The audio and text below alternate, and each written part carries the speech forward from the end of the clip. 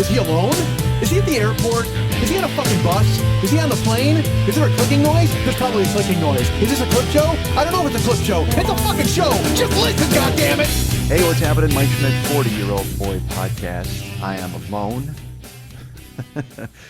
Staring at my empty glass. It's the Metro all over again, folks. I'm alone and I am by myself. I'm all by myself. Oh, let's cue that's Nielsen, right? I think it is. I may have, those might be references I make every time I'm sitting by myself as I talk. I don't know. And I know there are other podcasts where people talk by themselves, and they probably don't reference the fact they're by themselves, but I'm so rarely by myself. Even though it is technically a solo show because there's only one microphone, but yet I'll always have a Lily here, or I'll have a David with me, and they'll be there to bounce my nonsense off of. Although David does have a microphone because he insists and having one. All right, he doesn't really insist. How weird would that be? What if that was truly the case? Like he was just fucking tired of being behind the scenes, and I showed up and he grabbed me by the fucking shirt lapels and he just like, all right, motherfucker, you are putting me on this goddamn show every other fourth week or whatever the fuck.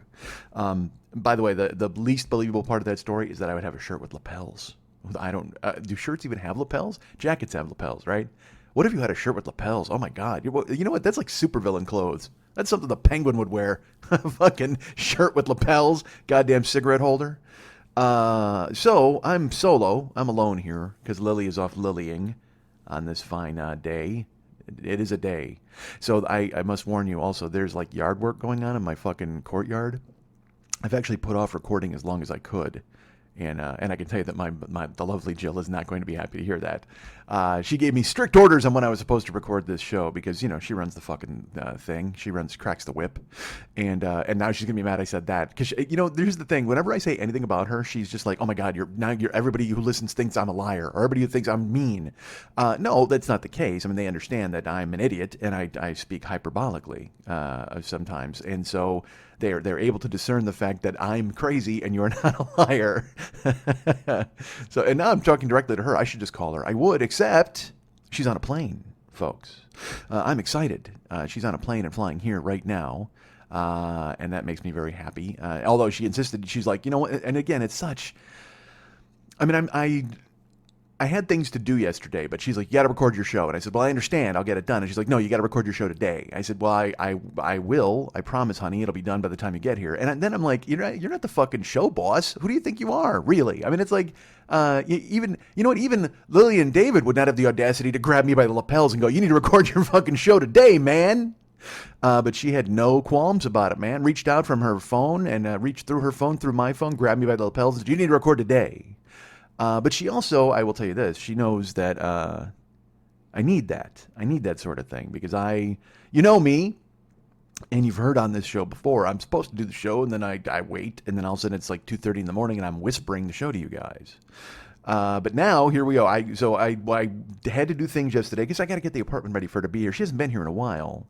And so I don't, I'm a single person, folks, and I'm never here. I'm out driving strangers around, and then I walk in here, and I have a fucking can of soup, and I go to bed, or I watch TV, or whatever the fuck. And I don't, I'm not dirty. But I'm lived in. That's who I am. I'm a guy who's lived in. So my apartment looks fucking lived in. So I had to fucking clean it up and get it ready for her to get here and have her be happy. And she always was like, oh, don't worry, honey. You don't need to do that. I'll clean the apartment when I get there. And I can't think of anything worse, really, than me picking up my long-distance girlfriend, bringing her home, and then going, yeah, do me a favor, clean the apartment. I'm going to take off. I got to go do some nonsense. And that's the weird thing with us, man. I don't see her often enough. I mean, because I want to see her every fucking moment. And when we are together, fuck, I don't know if I spend, because I'm happy. I'm fucking happy, folks. Because again, she's on her way here, and I'm so excited. Although I will tell you this, there are people happier than me in the world. I will definitely attest to that. I found this out last night as I went to a restaurant to go get some food. I was in my house, and I really wanted Mediterranean food, and then I was like, it got to be too late, and I wasn't hungry, and then I was hungry, and so here's what I did. I went to a Five Guys, folks. I went to get a hamburger, and I could have gone to In-N-Out, but I know I'll be going to In-N-Out when Jill is here, because Jill loves In-N-Out. So I said, I'll go to Five Guys by myself, but they closed at 10. So I got there last night. It was like 10 to 10. It was like 9:51. Perhaps it was 9:53. I don't know. It was very close to closing time.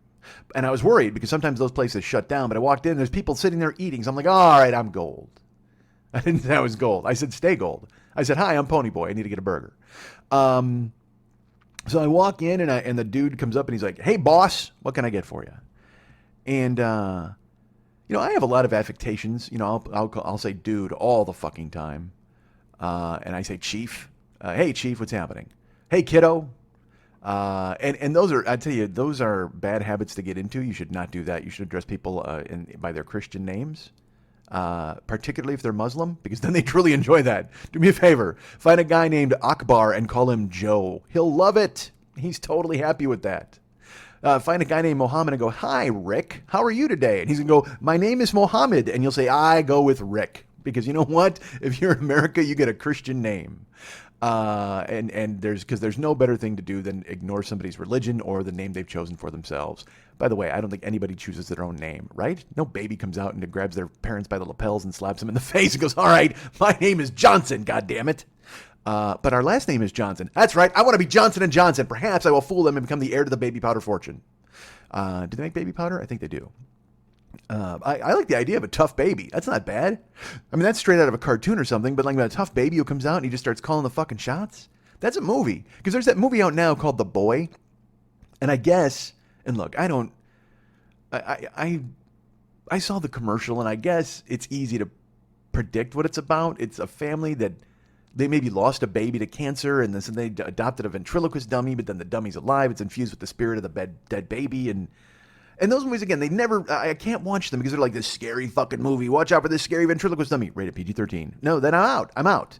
I don't want to see somebody get surprised by a dummy with a knife and go, gosh darn, we've got to get the heck out of here. I don't want to see that. I want to see you go, fuck that, and kick that dummy in the face. That's what I want.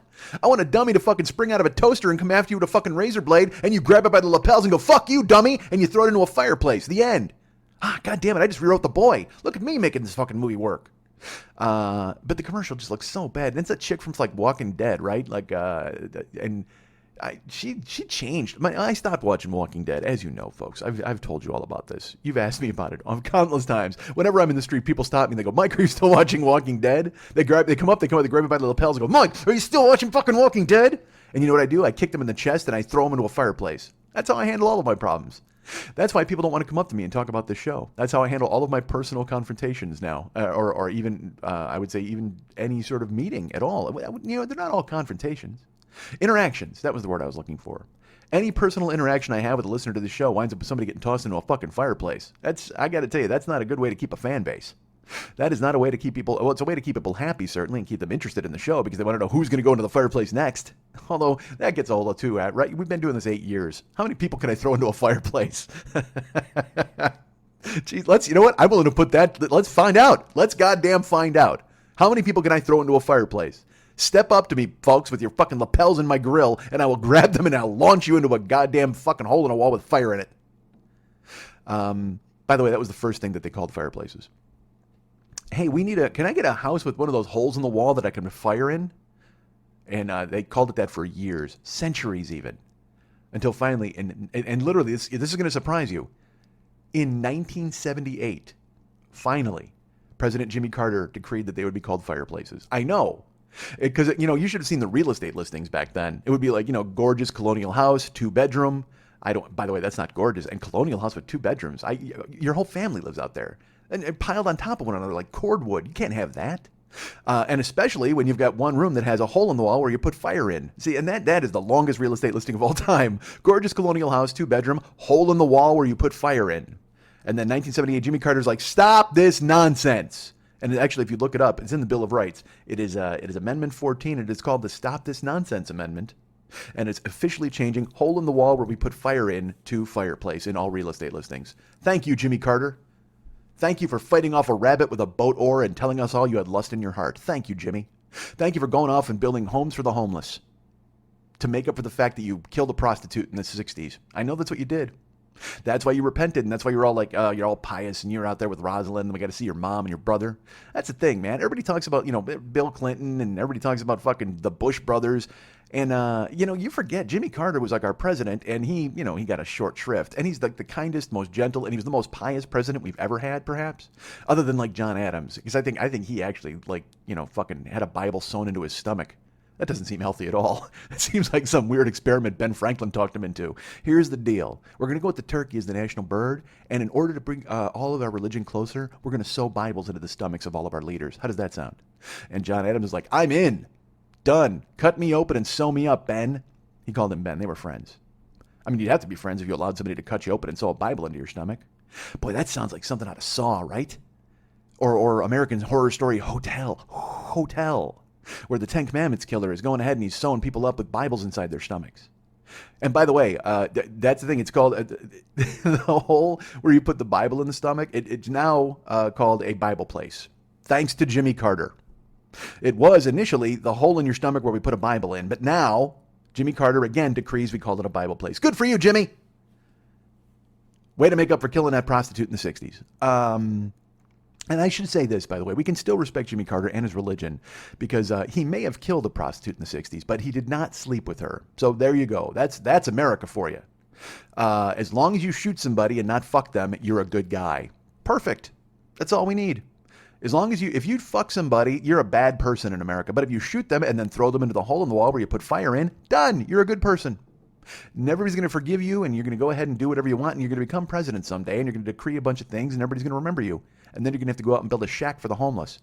Boy, that's got to be worse than losing a because he got crushed by Reagan, and he talked about malaise, and he gave the Playboy interview. How sad is my knowledge of Jimmy Carter? Granted, I was 9 or whatever the fuck. Well, no, he became president in 76. So I was fucking 9. Yeah, God, look at me pulling numbers. And boy, 9-year-old me did not care for Jimmy Carter. Oh, I'll tell you what. No, I was a Goldwater man back then. I was walking around in my little suit. I was talking about Wall Street, my shiny lapels with peanut butter all over them. That's wrong. I'm not a sloppy kid. I wasn't dropping peanut butter on myself. I was dropping peanut butter on others. That's how I did it. I filled a water balloon with peanut butter and I threw it up the fucking roof. I said, sayonara to the peanut butter god. Boom. Dropped it right on him. And an explosion of Jif all over you. An explosion of Skippy.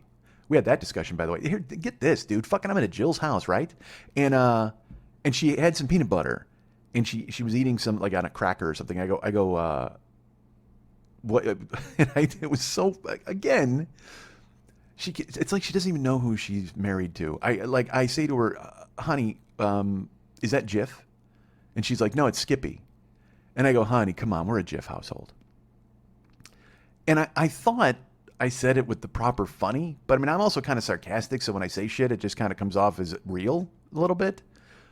But I also have, in my mind, the built-in assumption that, first of all, nobody thinks I'm ever serious. And secondly, who would ever be that serious to, like, say she couldn't buy Skippy?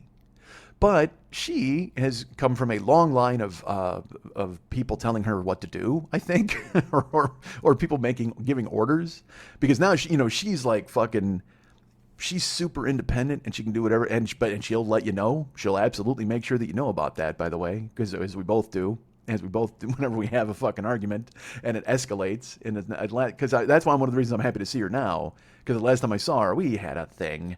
And it escalated into nonsense, and that's a minefield that we're trying to negotiate between the two of us. Because and look, I've talked about this on here before. She's got her stuff, I've got my stuff, and it just kind of fucking smashes into one another here and there. And then, but we have to. Ideally, we would look at one another and go, "Hey, that's that thing, right? You're doing that thing that you do, and I'm doing that thing that I do, and this is the fucking tango and the bullshit that's going to happen. And eventually, one of us is going to walk out of here. So let's not do that."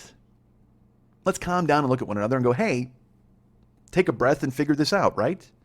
But instead, the two of us are just walking around. Both of us are made of fuses, and the other is carrying fire at all times. Like, we are just waiting to fucking set each other off and run away. And it's fucking bizarre, man. I gotta be honest. Because I don't. This will sound more serious than I want it to, but I don't want to lose Jill. It's not at that point yet, I don't think. I mean, that's not that I don't think. Fuck, this is what happens when you're alone. It's not at that fucking point. But it gets to that point when we'll be arguing and we'll fucking stomp away from one another, and then we wind up going, hey, this is like wrong, right? We shouldn't be doing this. God, it's fuck. I shouldn't even go into this. Somebody do me a favor. Show up here, grab me by the lapels, and throw me in the hole in the wall where you put fire in. Put fire in? God damn it. So so the peanut butter thing, man, she's eating it and she goes, no, it's Skippy. And I go, honey, come on, we're a Jif household. And I thought that was harmless enough to be, funny. And she just looks at me and she goes, honey, if I like Skippy, I can have Skippy, okay? Like this, like really, like kind of upset. And I went, honey, did you really think I was scolding you? Like you can't have Jif? She's like, well, there's plenty of peanut butter out there, honey. Anybody can have the ones that they like. I mean, if you want me to get Jif, I'll go buy Jif for you. I'm like, oh my God, no. Hold on. Do me a favor. Grab something before you spin off the fucking planet in this peanut butter discussion. And by the way, that's, if I'm the voice of reason, we've got a thing. I mean, because I am constantly I'm a centrifuge. I'm spinning so much off the fucking planet, no matter what the fuck happens. Whenever she and I have anything, I spin and I fly off, and she's got to tether me to the goddamn ground. I mean, dude, whenever Jill and I are talking, and if you see me kind of like, my shoulders go up a little bit, do me a favor, just climb into a storm cellar in Kansas. Because at some point, you and your dog are going to wind up getting a fucking castle to drop on a goddamn witch. Because I am about to fucking blow the fuck out of everybody and tornado the shit out of that town. Because that's what I do. I fucking spin off. And she's we're so in love, and it's that moment where we look at each other. Because I mean, this is all new to me, dude. I mean, I had a marriage for a long time, and I did whatever the fuck I wanted. I mean, I just did.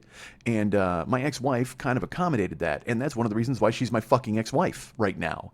Because I acted the fool, and I did what I wanted, and I didn't care. And I kind of just did the things that I thought were cool, and I did what I wanted to do, and I never consulted with her, and I didn't do the shit she wanted. Like, I fucking thought, like, if she wanted to go, like, I thought taking her to dinner, like, at a place that she liked was a sacrifice. Like, I was doing a good thing. Like, yeah, you know what, here, I'll go to your joint, and now for the next 4 years, I can do whatever the fuck I want. I was like Godzilla. Literally, when I think about that, not literally, Godzilla's not a literal creature. I don't want to say that. Or, but I fucking did what I wanted. I stomped around and did whatever, and wasn't questioned, and didn't think that any of my actions had any consequences. Although now that you're 48 and you're sitting alone in an apartment babbling into a fucking microphone, maybe your actions have consequences, as all of your peers are on television and you're not. But you find that you've alienated people, or you find that you've done things that you shouldn't have done, and people remember it. You know what? That's the thing. Hey, everybody, do me a favor. Reboot your memories and think about me as a good guy. Don't look at me as the Jif guy. Don't think of me as the guy who's thumbs downing your Skippy peanut butter. Don't think of me as the guy who's thrown a baby into a hole in the wall where you put fire in, okay? Think of me as the guy that you want to hire and you want to give a job to, and you want to go, hey, this guy's trying. He's trying. Aw, he's trying. Let's help him out. Because, I can only tread water for so fucking long out here in the middle of the goddamn ocean. Then you guys, because here's the thing, I'm treading water in the middle of the ocean, and it's not like I'm alone. Everybody goes by me in their rowboat and says, hi, Mike, and then they just fucking leave me there. And you're like, and look, I'm not looking for help. I'm not looking for a handout. I'm just looking for a handout, okay? And I mean a literal handout. Like, put it out and let me grab it and pull me into the goddamn boat. And that's what Jill has done. Jill has consistently, come out in her boat and pulled me into it, and then we'll have a peanut butter discussion, and then I leap right back into the ocean. It's the fucking weirdest thing. I don't know how to explain. I mean, I do absolutely know how to explain it, because I'm learning about myself. It's that thing where you fucking you inculcate yourself to being hurt. You try not to. And I recognize why, you know what I mean? This goes back to fucking my dad and all that bullshit, and it goes back to, the demise of my fucking everything, the career, everything can be traced back to certain things. I don't know, if we were talking about fucking peanut butter, weren't we? What the fuck? How did I do this? But it made me laugh that I was like, we're a Jif household. And she's like, honey, I can go get you Jif if you want. I mean, and I'm like, no, honey, I love you. I love you. Just kidding. Ha, ha, ha. I do that sometimes. That's me, that dude. Because the thing that cracks me up is Jill, she knows me. She knew the show. She listened, and I think she still does occasionally. She did last week for sure. She said she really liked last week's show, which was nice, because I like hearing it. And by the way, if she listens to this show, now she's going to hear that, and then she's going to think that she has to come to me and tell me that she likes the show every goddamn week. And in reality, she does. Because, I mean, fuck, I'm a mess. I need you guys to tell me you like the show every goddamn week. I just, I wish I could pretend that I'm like, you know what, man, I just fire away these podcasts. And if they stick, that's great. Whatever. No, bullshit. This is what I got. This is it. This is me on a goddamn fucking, in a wok. This is me on a plate for you every fucking week. And if you send it back, I got nothing else to offer you. I'm sorry, I'm the chef. And you know what I made this week? Me. I'm the specials. Fuck, dudes, I'm the specials. And if you send me back, man, that's fucking terrible. You can't send me back. I'm the goddamn specials. I'm telling you right now, I'm the man. So I prepared this dish for you, and I give it to you every single week. And so, and that's what I do for Jill, because I'm 8 years old. I wish I wasn't. That's the fucking title of the show. Well, no, it isn't the title of the show. What if... You know what? Maybe we do that. We change the title of the show to I'm 8 years old. I fucking wish I wasn't. I don't know if that'll fly in the iTunes store. But it might fly at Art19. Oh my God, how good is the interface at Art19? Are you guys going there? Are you checking it out? They're my new hosts. I'm their guest. By the way, Art19 is run by a plate and a candelabra. A sentient talking plate and a candelabra and Matt Belknap. That's who runs Art19. Matt Belknap, a sentient candelabra and a sentient plate. And the disembodied voice of Angela Lansbury. That's who runs Art19. Because I'm their guest. But go visit it. Go visit the page. And leave a comment about this week's show. No, don't. I don't think there's even a place to comment. I don't know what the fuck. Because again, I got this. Literally, this is the way this is what I have. This is all I control. Otherwise, I'm out. You know what? I either have this or I get to drive you around town. That's all I have to offer you guys. I got a show that's funny, or I can throw you in a car and drive you wherever the fuck you want to go. What do you want? Just make a choice. Pick it up. You guys choose. But I'll tell you this: if I drive you around town, you get this too. If you want it. I mean, otherwise, I'll just turn up the fucking radio, turn up channel 53 on satellite radio, and play chill for you. Let's just listen to some ambient house music, and I'll shut the fuck up because that's how I prefer my rides. But if you want to talk, I'm happy to talk. And I'll tell you what, I had a listener a couple of weeks ago. Let's talk about him. I think I mentioned him on here already. If I did not, I should have. Our friend Justin from Phoenix. He contacted me. He's like, dude, I'm going to be in LA and I'm coming from the airport. I'm going to here and there. And I was like his chauffeur, dude. I was his chauffeur for like 2 weeks. Picked him up, brought him here, did this. And I said to him, I'm like, hey, dude, if you want to have dinner while you're in town, let's do that. Then he texted me. He's like, you want to have dinner? I said, no. Of course not. But it's not that I couldn't. I screwed up and I thought it was a day and I wound up having something to do the day that he asked me. But yeah, so Justin was like, hey, man, I'll be in town. So I'm driving him around, and he was nice enough financially, he was ridiculous. He did things he should not have done. And that's why he was so good to me financially, because he did things he should not have done. And he's like, don't tell my wife. And I said, I will not. She listens too. I just got him in trouble. All right. So he's like, hey, man, shuttle me around town. So I did. And he was very cool to me. And of course, as you know, I have any problem accepting a kindness from anyone. But I, at the same time, all I want is a kindness from everyone. I'm a fucking banana, folks. Peel me. So he was nice.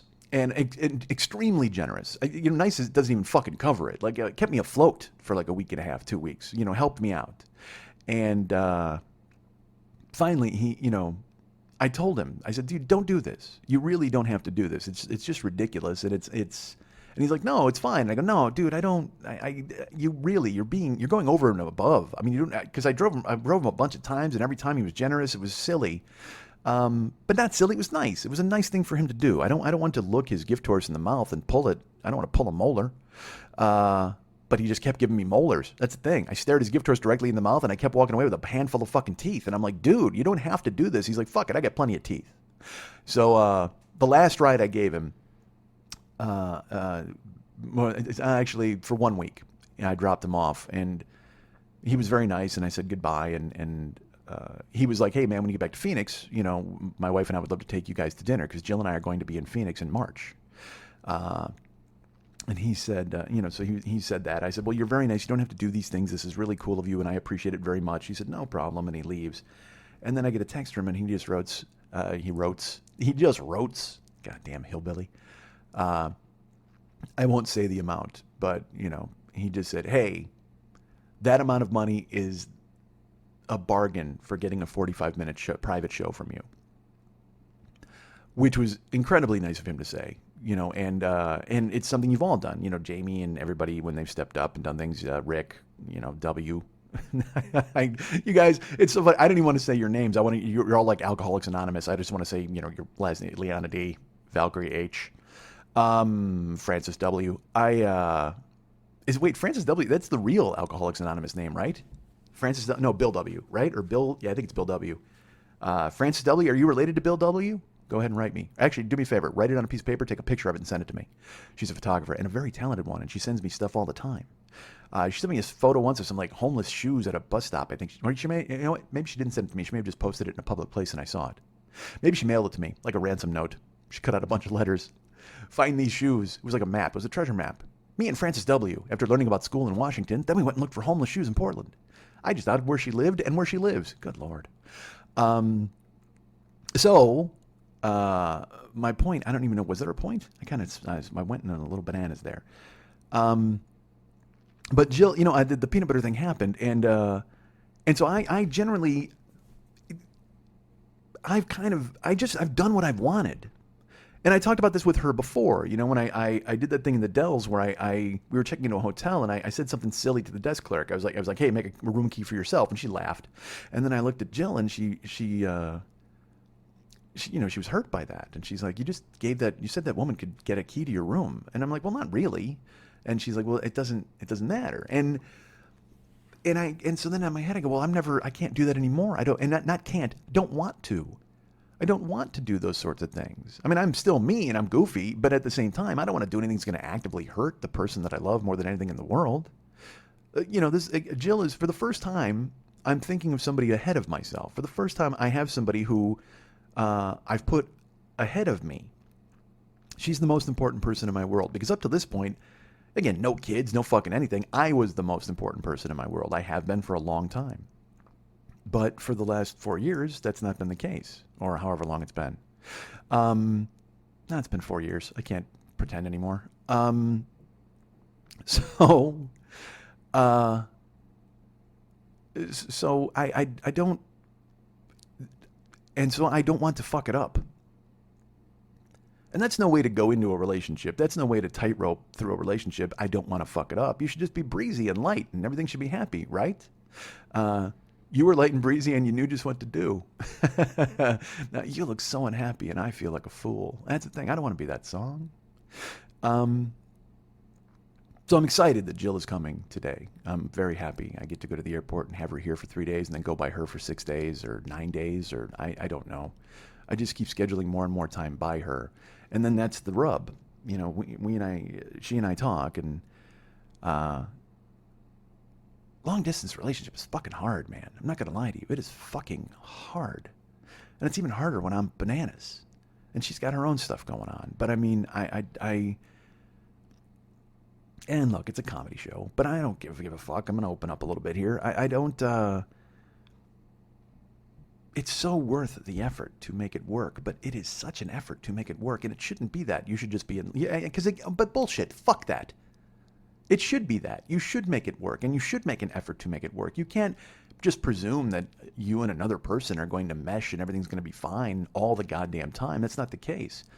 And I know me. I mean, fuck, you hear, dude, I'm doing this alone and I'm arguing with myself audibly, So, I mean, how am I going to be with other people? Fuck. I spin off and I'm wound up tight, and my life changed the day that Pardo fucking looked at me and he's like, hey, you're the least easygoing guy I've ever fucking known. And I really kind of thought about it then. And look, have I changed it? No, but I've always had it in my head because up to that point, again, oblivious, walking through life, doing whatever the fuck I wanted and not caring how it affected anybody. And if I got mad, I got mad. Or if I was sad, I was sad. And I didn't give a fuck about the people around me. And that's the behavior of a child. And was the genesis of the name of this fucking show, the 40-year-old boy. But that's still the case, you know what I mean? But I'm trying, man. I go to therapy every week, and I'm gonna start going to more therapy, I think. And I'm reading books, dude. I got a stack of fucking books I'm reading, and I'm reading one now that's just fucking great. It's so good. I'm not gonna go into it, but I mean, if you want to know what it is, write me and I'll tell you. But I've got like 4 books in play that I'm reading. And all of them by Dr. Seuss. So I got to tell you, it's really breaking through to me. I did not think I was going to do this, but now, I've had all these problems with my father for so long. Just the loss of my father, the death of my father, the detachment from my father, him being an absentee dad even when I was a kid. But now, I'll tell you what, I'm just going to hop on Pop, and I'm going to be fine with it. That's not going to be a problem for me. Because, I speak for the trees and for my dead father. Or no, I don't. I don't speak to my dead father or for him, quite frankly. What would I say if I was him? Hey, sorry, dude. That would be kind of cool if he said that. What if my dad's ghost came back just to say, sorry, dude? Hey, sorry, dude. Would I be okay with it? But he really didn't do anything to me. He did something to himself. He killed himself at 37. I mean, fuck, he should look in the mirror. You know what? I'm going to throw this message out to Ghost Dad. And I'm not talking about the cause, baby. You know what? Fuck, if Ghost Dad comes back, you know what I'm not doing? Accepting a drink from him. That's not happening. If Ghost Dad shows up and goes, hey, here, have a Coke. Sorry about that, dude. I'm just going to fucking clunk out and then I wake up wet and sticky. I can't have that. Oh, God, would I be molested by my Ghost Dad? That would be awful. How did the fuck that happen?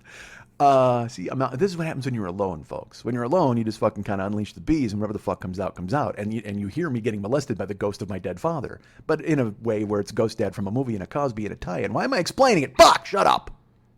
You know what? Do me a favor. I'm going to grab myself by the fucking lapels and throw myself into that hole in the wall where we put fire in. So I'm excited that Jill is coming today. I'm always excited when Jill is going to be here. I'm excited to see Jill whenever I see her. The problem is that when we see each other, and it's not a problem. It's a fact. Because we have a long distance relationship, we see each other every 3 weeks. And you don't really get a chance to have a real relationship when that happens. You see each other and it's this weird honeymoon period where you try to cram in all of the love and all of the happiness in that short window of time that you get to see one another. And then you have all of the sadness of separating from one another, and then you leave. Because think about it. When you're married right now, you have a wife or a kid or whatever the fuck, and you're not married to your kid, by the way. But if you have a wife or a husband, and you live with them, and it can get to where you take them for granted, but maybe you don't, maybe you do. But at the same time, when they go away, say your husband had a business trip or your wife had a business trip and she had to go away while you whatever. You had to go and take the kids up to stay with their aunt, and then you had a business trip and your wife had a business trip because you're a working couple and you're trying to keep your family together. You're just trying to keep your family together, folks. I can hear that. I can hear the desperation in your voice.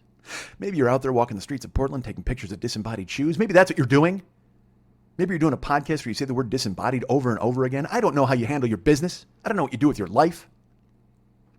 But when you say goodbye to your significant other and you go away and you do the things you have to do and they do the things that they have to do, it hurts.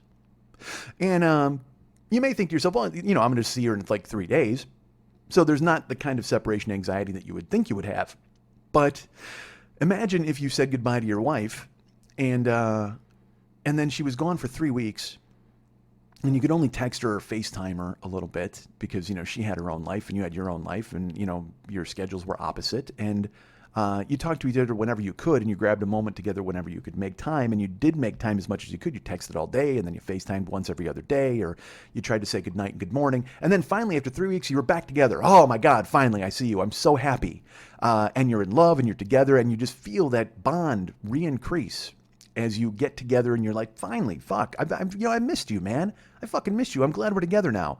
And then you were together for 5 days, and then you left again. And then you had to text and you had to FaceTime. And then you started to wonder what they were doing when you weren't texting and you weren't FaceTiming. And you wonder who they were with and who they were talking to. And it's not them. It's you, but it doesn't matter because in your fucking skull, you're bananas. And you start thinking, hey, what's that person doing? Do they still love me? Are they thinking of me? I mean, it's been 3 weeks again. I mean, I haven't seen them for so long. And maybe they've changed. And maybe they don't think much about me anymore. And maybe they're not thinking that I'm the person that they should be with. And maybe on this trip, they're going to come back and finally go, you know what? I'm tired of this. I can't do this anymore. It hurts my heart to leave you behind every single time and every month and every time I got to go. And maybe this is the time that they finally decide that they're sick of the entire enterprise and they decide, you know what, you got to find somebody here and I got to find somebody there and there's just no sense in making this work. Now, granted, that's a lot of me spinning off. But imagine doing that twice a month. I mean, you hear me. I almost punched a dude at a Trader Joe's bathroom. I mean, a guy flipped me off. I got out of my car and walked up to confront him. I beat up a car in fucking traffic. I've done dumb shit, man. And so I can take a situation and make it, I can extrapolate it into its worst possible. Because I'm a guy who didn't want to show his work. And yet I will take whatever situation you gave me and I will algebra the shit out of it until X equals I'm fucked. Absolutely. Give me that chance and I will do it. So increasingly, then when you're together, there's almost this weird sense of desperation to make it work. This weird sense of desperation to be what the other person demands or wants, or you try to change almost in a way where you go like, oh, fuck, I got to be exactly what that person wanted or she's going to go away. When in reality, all she wants is you. And she wants you to be the guy that you've been and the guy that she fell in love with. But you put this weird pressure on yourself. And by the way, there's no mystery about who I'm talking about here, right? Do I have to explain? It's fucking me. I wind up putting this weird pressure on myself, thinking I've got to be perfect or I've got to do, because you only see each other a few times. And so you have to make the most out of every moment. So I finally see her for 3 days. I got to cram those 3 days full of nonsense. I'm like, well, what do you want to do? You want to go? And I say it all the fucking time, literally. I'll be like, hey, honey, what do you want to do when you land? We can go, you want to go for sushi? Where do you want to eat? What do you want to do? Do you want to go here? Should we go to the beach? Should we go right here right away? And in my head, you know what I want to do? All I want to do? And this is the truth. I just want to pick her up and I want to throw her over my shoulder and I want to run away from society and everybody else because I don't get her enough. So why the fuck should I share her with sushi? Why should I share her with the beach? Why should I share her with a fucking movie or a museum? I just want to pick her up and take her away and hide. And that gets to me and life and how I feel about things these days. But she's my solace. She's my happy ending. I come on this show and I tell you about driving people around and I tell you about, Ubering and about guys vomiting on me and a guy took a fucking poke at me and all these, and I'm Travis Bickle. Like I said, I'm just Travis fucking Uber and I stare forward and I just take people where they want to go and I'm friendly, of course, but I'm not doing what I want to do. And we all know that. So when I see her, that's all I want to do. I drive for her. I do things for her. For us. So when I make all these offers to go, hey, let's go do this and do that and we'll walk, I just want to grab her and get her naked. That's it. I'll be truly honest with you. I want to throw her over my shoulder, take her home and get her naked and leave her there and just close the doors and the blinds and nobody sees. Or I'll leave the blinds open and everybody can see. I don't give a fuck. That's fine with me. That's a window into me right now. I tell her that all the time. I'm like, dude, you should be naked all the time because you're fucking perfect. All right. So I'm happy to see her. Because honestly, the last time I saw her, it fucking ended bad. It did.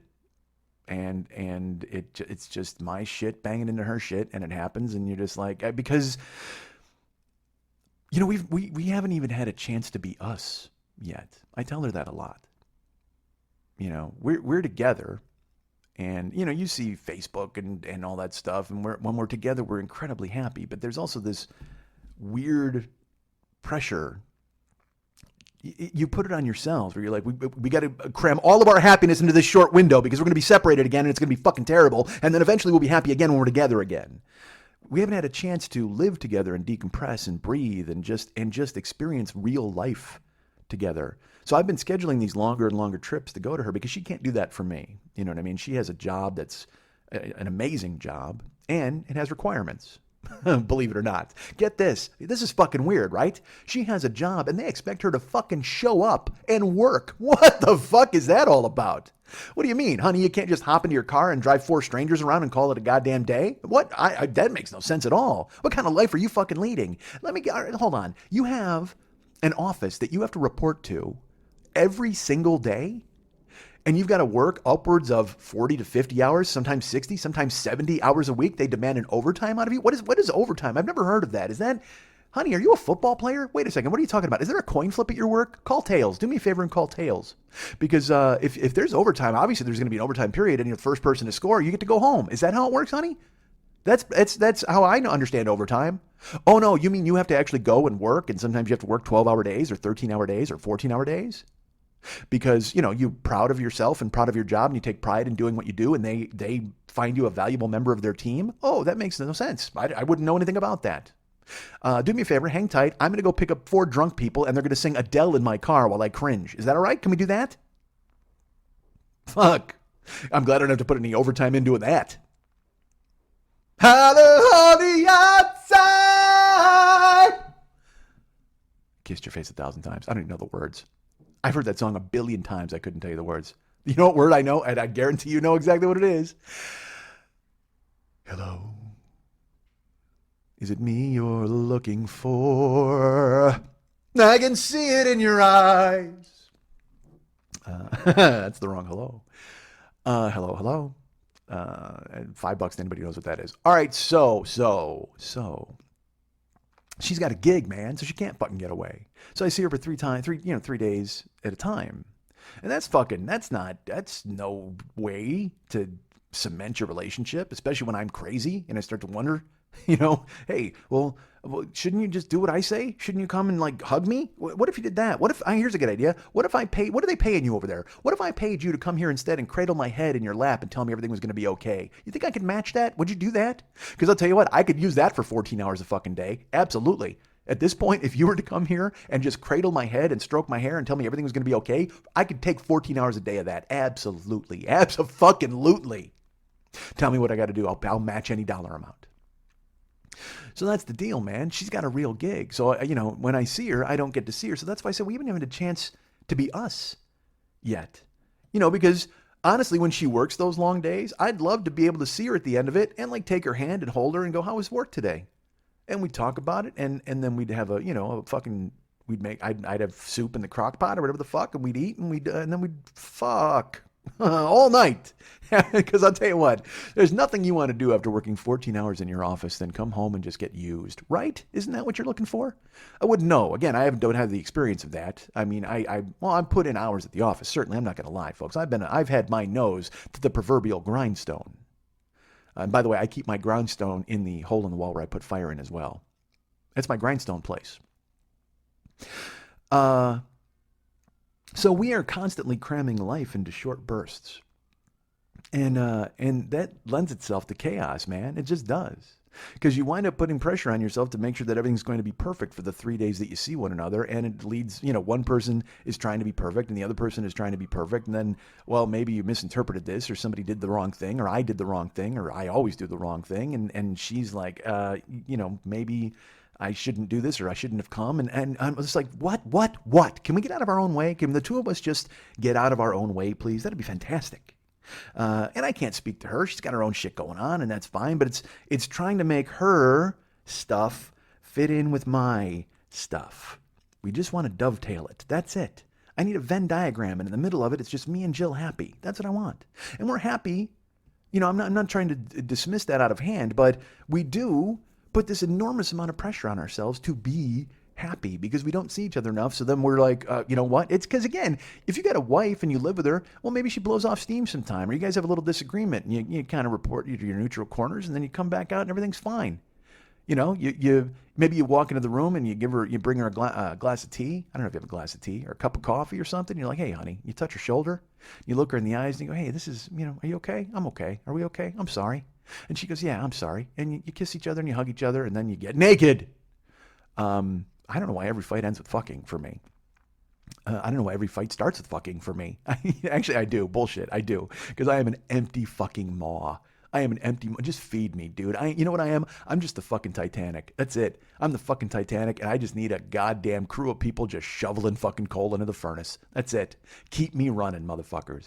And that's why when I say to you, it's like I throw the show out there, and that's all I got, man. That's what I have to offer. I throw it out, and because I wish I had more. And again, like I've always said, I want to have good news. I get the headshots rolling. I'm hoping to get an agent, and we're going to have auditions. Remember the good old days of this show when I had auditions? And I told you those stories. Remember when I almost get into a huge fight in an audition? We surrounded a guy who was like shitty to us, a casting director. That was great. By year 2 or whatever the fuck it was. 6 years ago when I used to audition for commercials and shows. That was fucking great, wasn't it? I was so good. Remember when I did that HBO show, the fucking Life and Adventures of Tim, and I did a voiceover, and that was great news I get to bring to you guys? Remember when I was on Wheel of Fortune? I was on TV. I've done TV. I've been on TV, folks. I've done shit with my life. Not really great stuff, but I mean, I've done stuff. And so I have the capability of doing it again. And it's funny because Jill and I will talk, and we talk about our future. And the plan is for her to come here in 2 years. The plan is for her to move here in 2 years. And That is this holy grail. That is this, light at the end of the tunnel. That, like I said, is my finish line, my happy ending.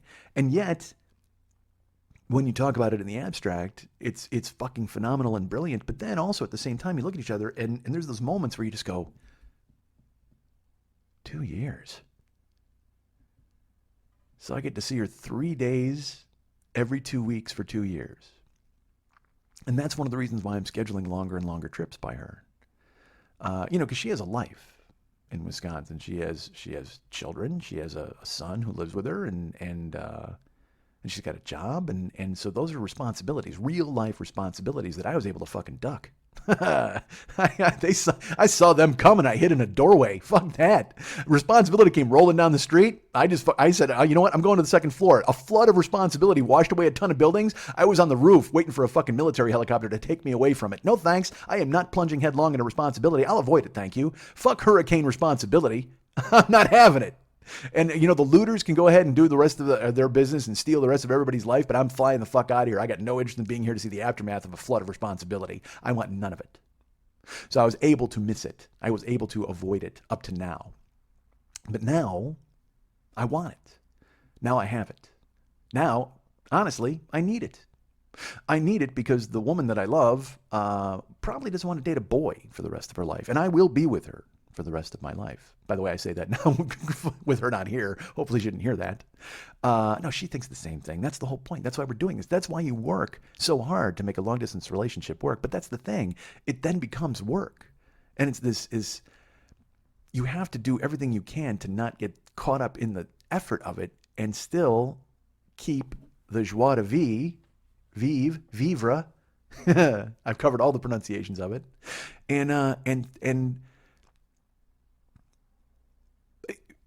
our whole relationship, because it is work, but it's worth it. But at the same fucking time, it's still work. And so then she and I have these discussions where we're like, well, this is work, man. I mean, it's supposed to be a relationship where you're in love, and you should apply work to your relationship to make it work. But if it's only work, then you're like, well, what the fuck am I doing here? And that's the point. We got to try to get away from that. And it's because dude, I'm a lot of work. I mean, I just am. I know me. I know I am. And I know you guys know that because you've heard the fucking show and you hear the nonsense that I do. Although I don't know if you're hearing the show anymore. Again, like I said, I throw this out there. If you like it, you like it. If you don't, well, then you tell me about it. Boy, do you tell me about it. All right. So, but there's that moment where I see her. She gets off the plane and it's indescribable. Yet I'm going to try. I will be constantly waiting at LAX or Burbank Airport, and I'm waiting for her to come down, and you can't go meet them at the terminal anymore, so you have to just wait for her to emerge. And there's an escalator or doors, and when they open up and she walks out, she's got her little earbuds in, and she's just 5 foot something else, and her hair is perfect, and her smile is perfect, and she looks up at me, and gorgeous blue eyes stare into mine, and she gets the hugest smile on her face, and she just says, "Hi." And I walk up, and I lift her up. I immediately just hand her around the waist, her arms around my neck, and I just bury my face in her neck, and I hold her. I've done this at a few airports. I've done it more than a few times, and it's never not the best moment of my life. I'll hold her and I'll kiss her. Still not touching the ground. Neither of us touching the ground. And, my face is in her neck. I feel her breath on mine, and I pull back, and I kiss that perfect mouth, and I stare into those blue eyes. And everything's okay. Everything's all right. Everything's fine. Because I have my Jill. In that moment, it all rushes forward. We've been separated for 3 weeks. We've been away for, a month. We haven't seen one another. All we've done is texted or talked or FaceTimed. And that's a poor substitute. I love it. I love every time her song goes off on my phone. I love every time that weird chimey FaceTime ring happens because I know it's her. She's the only person I FaceTime. But a poor substitute for being able to smell her and touch her and taste her.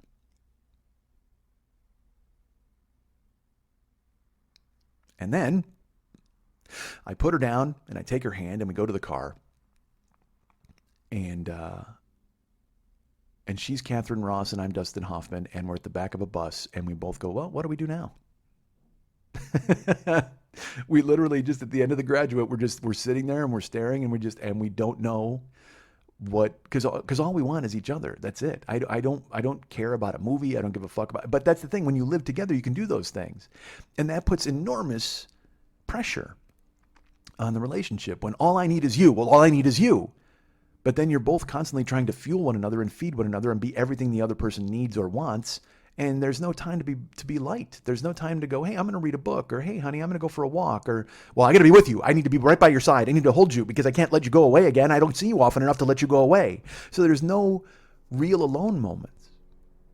And it's funny, she tries to have them. You know what I mean? Like I'll get out of the shower and she'll be on her earbuds, or she'll be listening to a show, or she'll be, and I'll get weird. Like I'll be like, hey, no, you're here with me, man. You're here with me. I'm here with you. Like at her house, she'll text somebody, or she'll answer an email, and I'm much better at it now. Honestly, a year and a half ago, 2 years ago, I would want to know what she was doing, who she was talking to, what the fuck was happening, and because that's me. That's my bottomless fucking need to be wanted and needed and loved, and go, hey, why am I not important? I'm only here with you. Dude, I see you 3 fucking days and you're texting somebody? What the fuck, man? And I didn't say that. That's what's going on in my head. But I'd be like, honey, I'm here. That sort of thing. When in reality, she knows I'm there. But then, dude, that's the weirdest fucking line to walk as a man.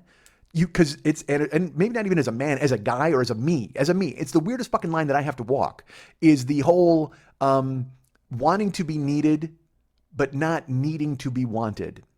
You know what I mean? It's because you want her to you want to be her ideal. You want to be everything to her. But also there's the part in you that just wants to go, fuck, I don't need her to need me, because then that makes me a pussy. That makes me, the fact that I would even admit that I need somebody or something from somebody makes you less of a person or less of a man. It's the fucking weirdest line I got to walk. And I'm learning all about it, and that's all ingrained in me. And that's the whole, I'm not good enough, and I'll never be good enough, and all the shit you tell yourself, and there's that fucking dude who lives inside you.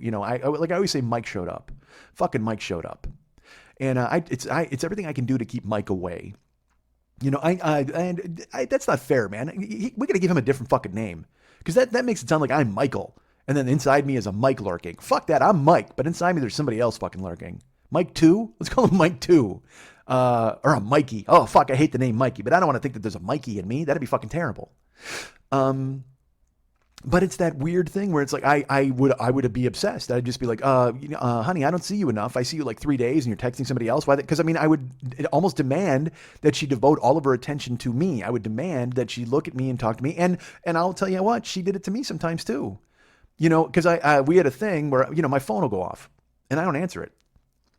And finally, and this went on for a while because here's the reasoning. When the phone goes off, when I'm with her, I don't answer it because I'm with her.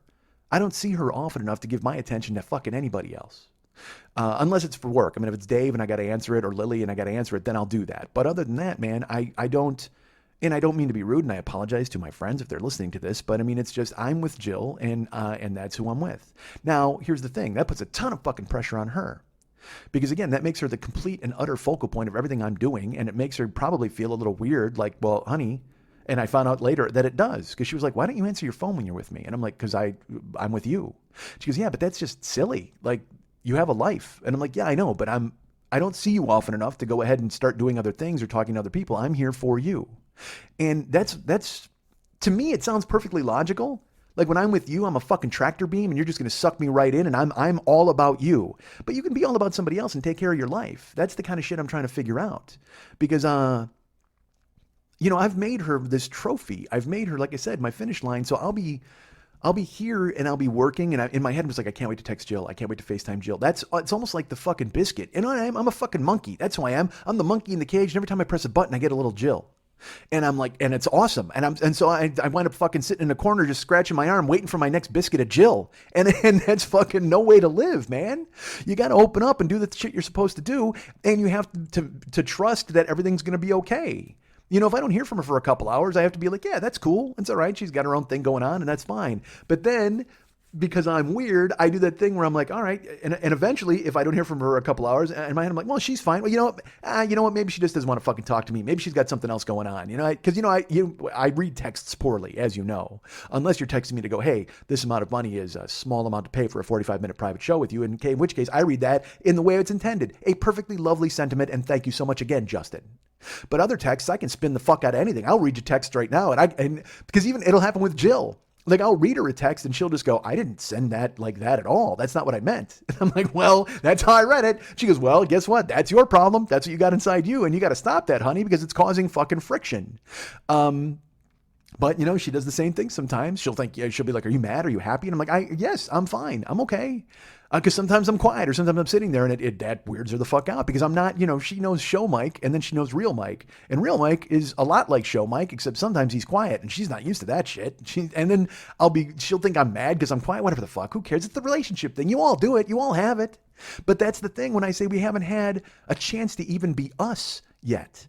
Because we get to be us in these short bursts. So we try to be perfect for one another in that amount of time and make sure everything's okay. And then inevitably, the pressure of that winds up bringing the whole house of cards down. And the next thing you know, she and I are walking away from one another. And it's just this. And then, of course, we make up because we both know, dude, we're supposed to be together for the rest of our lives. We're in love. We're supposed to be with one another. So let's make it work. But it doesn't matter in the moment. And we've come up with this thing. We've had mantras and we've like, hey, grab my hand, take my hand. I mean, I was storming out of a fucking hotel once with all of my shit to go walk into the fucking street. I've done that so many fucking times. And she finally just takes me and she grabs me by the lapels and she throws me into the hole in the wall where you put fire in. She'll just say, take my hand. Take my hand. Because I used to say to her, take a breath and breathe and let's count and let's talk. But the new one is take my hand. And it's the one that works. Because I do. Because she'll see me start to fucking spin. It's that fucking Tasmanian devil thing where all of a sudden I start packing shit and I'm like, all right, you know what? Fuck this. And it's just that thing where you want to avoid being hurt and you don't think you're enough and you don't think you're good enough and you don't want to sit there and be told that you're not good enough, even though you're not being told you're good enough. The only person who's telling you you're not good enough is you. The only person telling me that I'm not good enough for her is me. The only person who's holding myself to that ridiculous standard is me. And it's because I'm unhappy with the way things are going in my personal, professional life. I have this show. This is what I have, and I love it. I love it very much, and I try to devote as much attention to it as I possibly can, which by what I mean is every fucking ounce of my being, because this is what I got. Hopefully I can start branching out and doing other things, and we've talked about that a million times, and you're fucking tired of it. I got to imagine you're fucking tired of it at this point. You're tired of the reboots. You're tired of the, all right, here we go. All right, we're going to make this work. And part of me goes, well, I wonder if people think that's part of my charm. He's the lovable dude who keeps tripping over his own ottoman. And it's like, no, man, I'm not Dick Van Dyke. I'm just Dick. Take my Van Dyke walking. I'm just the goddamn Dick. And I'm shitty to myself. That's the thing. I talked to Shannon about it and she's just like, well, what are you going to do about it? She's got to that point now as a therapist where she's like, all right, fine. What will you do? And I'm like, I need the tools. And she's like, you got the tools. You got you. Just fucking do it. And she's not that mean, by the way. She's not doing that. But that's the shit I say to myself. And yet I'll walk in there every week with the same fucking bag of nonsense. It's lighter. Certainly my bag of nonsense is lighter these days, but... So we wind up in these moments where, we only see each other fleetingly and then we put ourselves through the ringer, because we're both trying so hard to be everything the other person ever wanted. We don't have time to be ourselves. We're busy trying to be each other's ideal.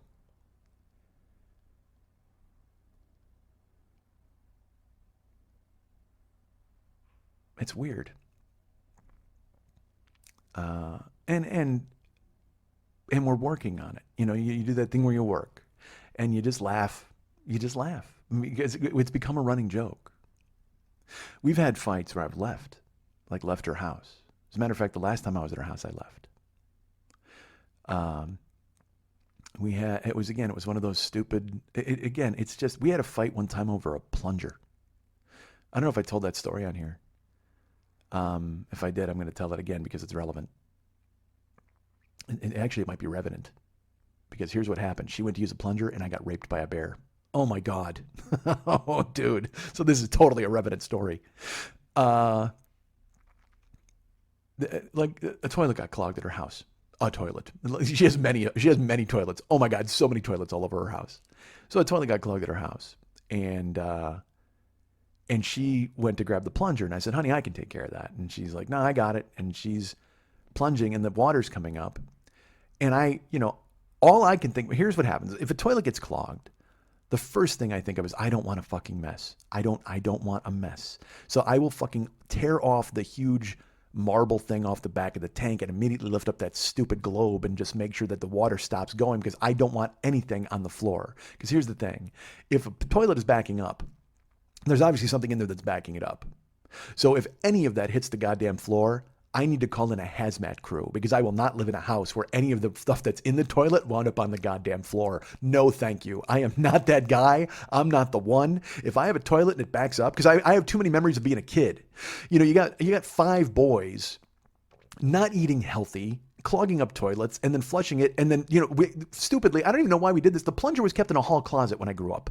So you would fucking, it was a crapshoot. The whole thing was my bathroom was just a shit casino. That's what the whole thing was. Because you were waiting and hoping it went down. And if it didn't go down, you had to go run down the hallway and get the fucking plunger. Why? Why wasn't it kept handy? Why wasn't it kept right by the toilet? Because if shit happened, literally, you could go ahead and grab the plunger and boom, boom, boom, and take the fucking edge off and fix it and make sure it doesn't fucking happen. But we would have that fucking alarm bell in your head where you're like, no, no, no, no, as it starts coming up. And then you got to run down the fucking hall and get the plunger and then run back and start plunging. That's crucial seconds. That's crucial shit-filled seconds. That's the difference between, oh my God, thankfully nothing happened, and holy shit, I got to burn the house down. Fuck. I don't want shit on the floor. Nobody wants shit on the floor, right? Or anything. Because again, the water's lurking. Everything's in there. All of you, your essence. I don't want my essence anywhere. I mean, it's different now. Certainly, my essence is all over my apartment. But it's a good essence. And it's, brought about by FaceTiming with my girlfriend. There's plenty of essence all over this goddamn house. However, when I'm talking about a toilet overflowing, that's not the essence you want anywhere. So when I was a kid, I remember it fucking vividly. We had the goddamn plunger down the hall. What the fuck? Why? What's the point? Plunger should be in the fucking bathroom. Ready for, locked and loaded. I'm a goddamn, I'm a gunfighter. What good is it if I'm a fucking gunfighter? And then a guy challenged me to a gunfight, and I'm like, hold on, I got to go back to my house and get my gun. Fuck that. Be ready. Locked and fucking loaded. Have that plunger ready, because it's literally Russian roulette at my house with 5 boys taking a shit into the bathroom and waiting to see what the fuck's going to happen. Every time you pull that little lever on the goddamn toilet, all you're like is like, please go down, please, please. Because all of us are eating bricks of Velveeta and macaroni and cheese and fucking meatloafs and whatever the fuck. We didn't eat healthy. So whatever we did fucking ruined the plumbing, and then we had to fucking run. We had to run down, and you're already in a vulnerable position anyway. You got to run down and grab a plunger and come back and hope. But I mean, and at my house, the fucking toilet would overflow.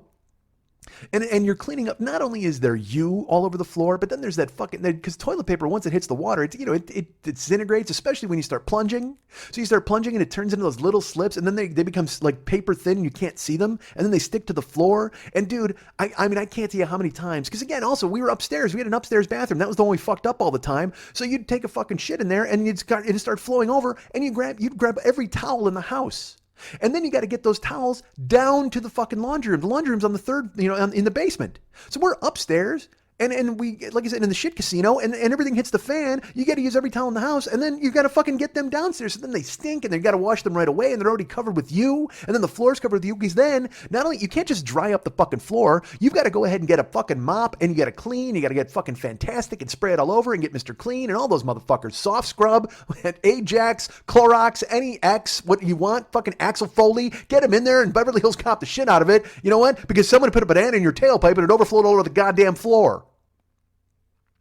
So, I have a fucking weird spot with plungers. So, the toilet starts overflowing. And also, I have the take care of it thing. You know what I mean? Because it's just embarrassing as fuck. So, the toilet starts to overflow. And, it's clogged. So, she's like, well, I got to get the plunger. She doesn't keep the plunger in her bathroom either. She keeps it... There's a basement that she has. So look, if it was in the basement, that'd be crazy. But she keeps it on a shelf, like right by the basement. So still, it's like 10 steps. You got to walk 8 steps. No, 16 steps. You got to walk 8 to get it and 8 back. And that's crucial time in the shit casino. You can't fucking, you could have a jackpot by the time that fucking happens. Literally, you pull the lever on a toilet and you're waiting for the fucking cherries to spin. You see it start to coming up. You're waiting for the payoff. You're going to run down the hall and get a plunger and stop the fucking shit jackpot? Not going to happen. So she has to get the plunger. She's like, could you hand it to me? And I get it, and we have it, and we're working, and she's plunging the toilet. And all I want to do is take the top off it and get the globe to stop the water from going, because she's going to keep flushing it and flucking and plunging. And I say to her, I go, hey, honey, I can help with that. And she's like, I got it. But all I can think is, I don't want, she's splashing water on the floor. And that just means now we're going to have to sterilize the entire fucking house. We're going to have to get Bill Murray and a bunch of guys in a hazmat suit. And then Bill Murray's going to pick up Baby Ruth and eat it. And then my wife's going to faint. You know what I mean? She's going to have a plunger in her hand. And she's going to fucking faint right there on the floor in her own house. So I'm like, honey, please, I can help. And she's like, no, I got it. And so I just leaned against the sink with my hands crossed. I think I've told this story on here. And then she looked at me and she's like, well, you don't have to sit there and like judge me. And I'm like, I'm not judging you. I'm just trying to fucking help. And she plunges and I'm looking and she gets mad at me. And then I fucking storm off and she storms off. And she winds up going in the bedroom. And I'm in the living room. And then I come in and she's going to bed because she has to get up for work early in the fucking morning. She works at 4 in the fucking morning. So we go to bed around 8 or 9. So she starts getting ready for bed, and I come in and I, because, you know, we haven't talked. I mean, it's been silent in the house for like 20 minutes, and she's fuming and I'm fuming because she has a lot of me in her, even though she won't admit it. And she's walking back and forth because, again, we're both constantly trying to prove it. I don't know who the fuck we're trying to prove it to. The world, that we're good enough, that we're okay, that we're good, that we're worthy, I suppose, or to one another. And also, we don't want to look weak in front of one another because we don't see each other enough, and we don't have that comfort level that even after all the time we've been together, you don't have the comfort level to, like, you know, trip and fall and then just go, oh, Jesus Christ, I'm an idiot, and laugh. You know, because neither of us wants to look the fool in front of the other because we're waiting for the other person to leave. It's so fucking dumb. I don't want to speak for her. That's how I feel. You'd have to ask her how she fucking feels. But that's the vibe I get. So she goes in the fucking bedroom and she's getting ready for bed. And I walk in and this is where she's better at being me than even I am. You know, I will fume and I will get silent and I will disengage. That's what I will do. You know, because otherwise I have 2 speeds, man. I got rage and disengage. I will shout and scream and wave my fists and yell at the top of my lungs, or I will sit there in silence and stare a hole through you because I know the other. Okay, I have to stay Bruce Banner or you're going to see the Hulk. Nobody wants to fucking see that. Nobody would like me when I'm angry.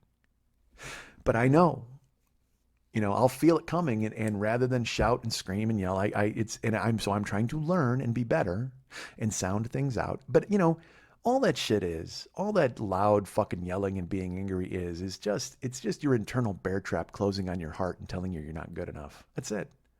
It's just you worried that you look stupid or you look foolish or you look dumb and that's why you rage and yell.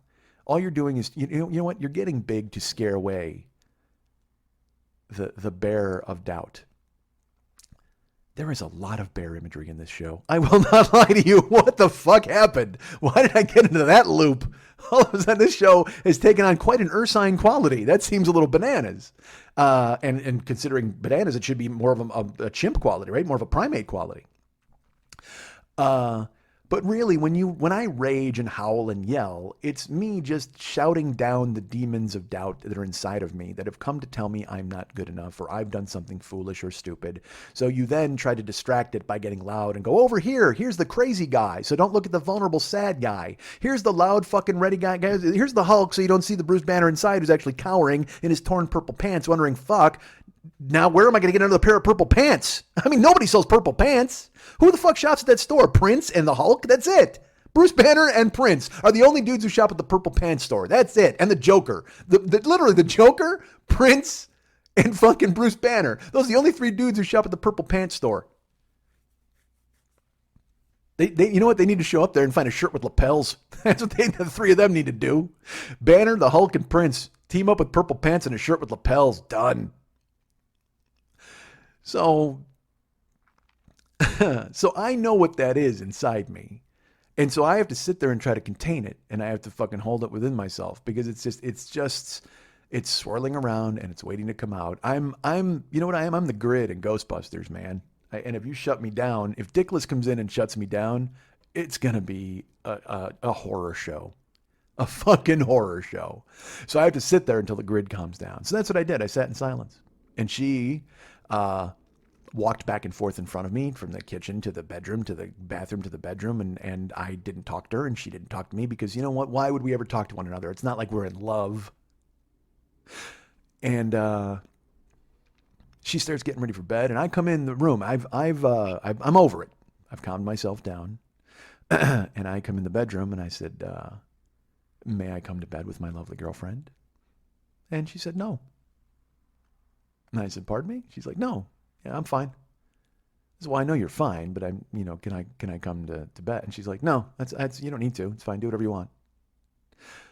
And that's shit I've done my whole life. No, man, I don't need you.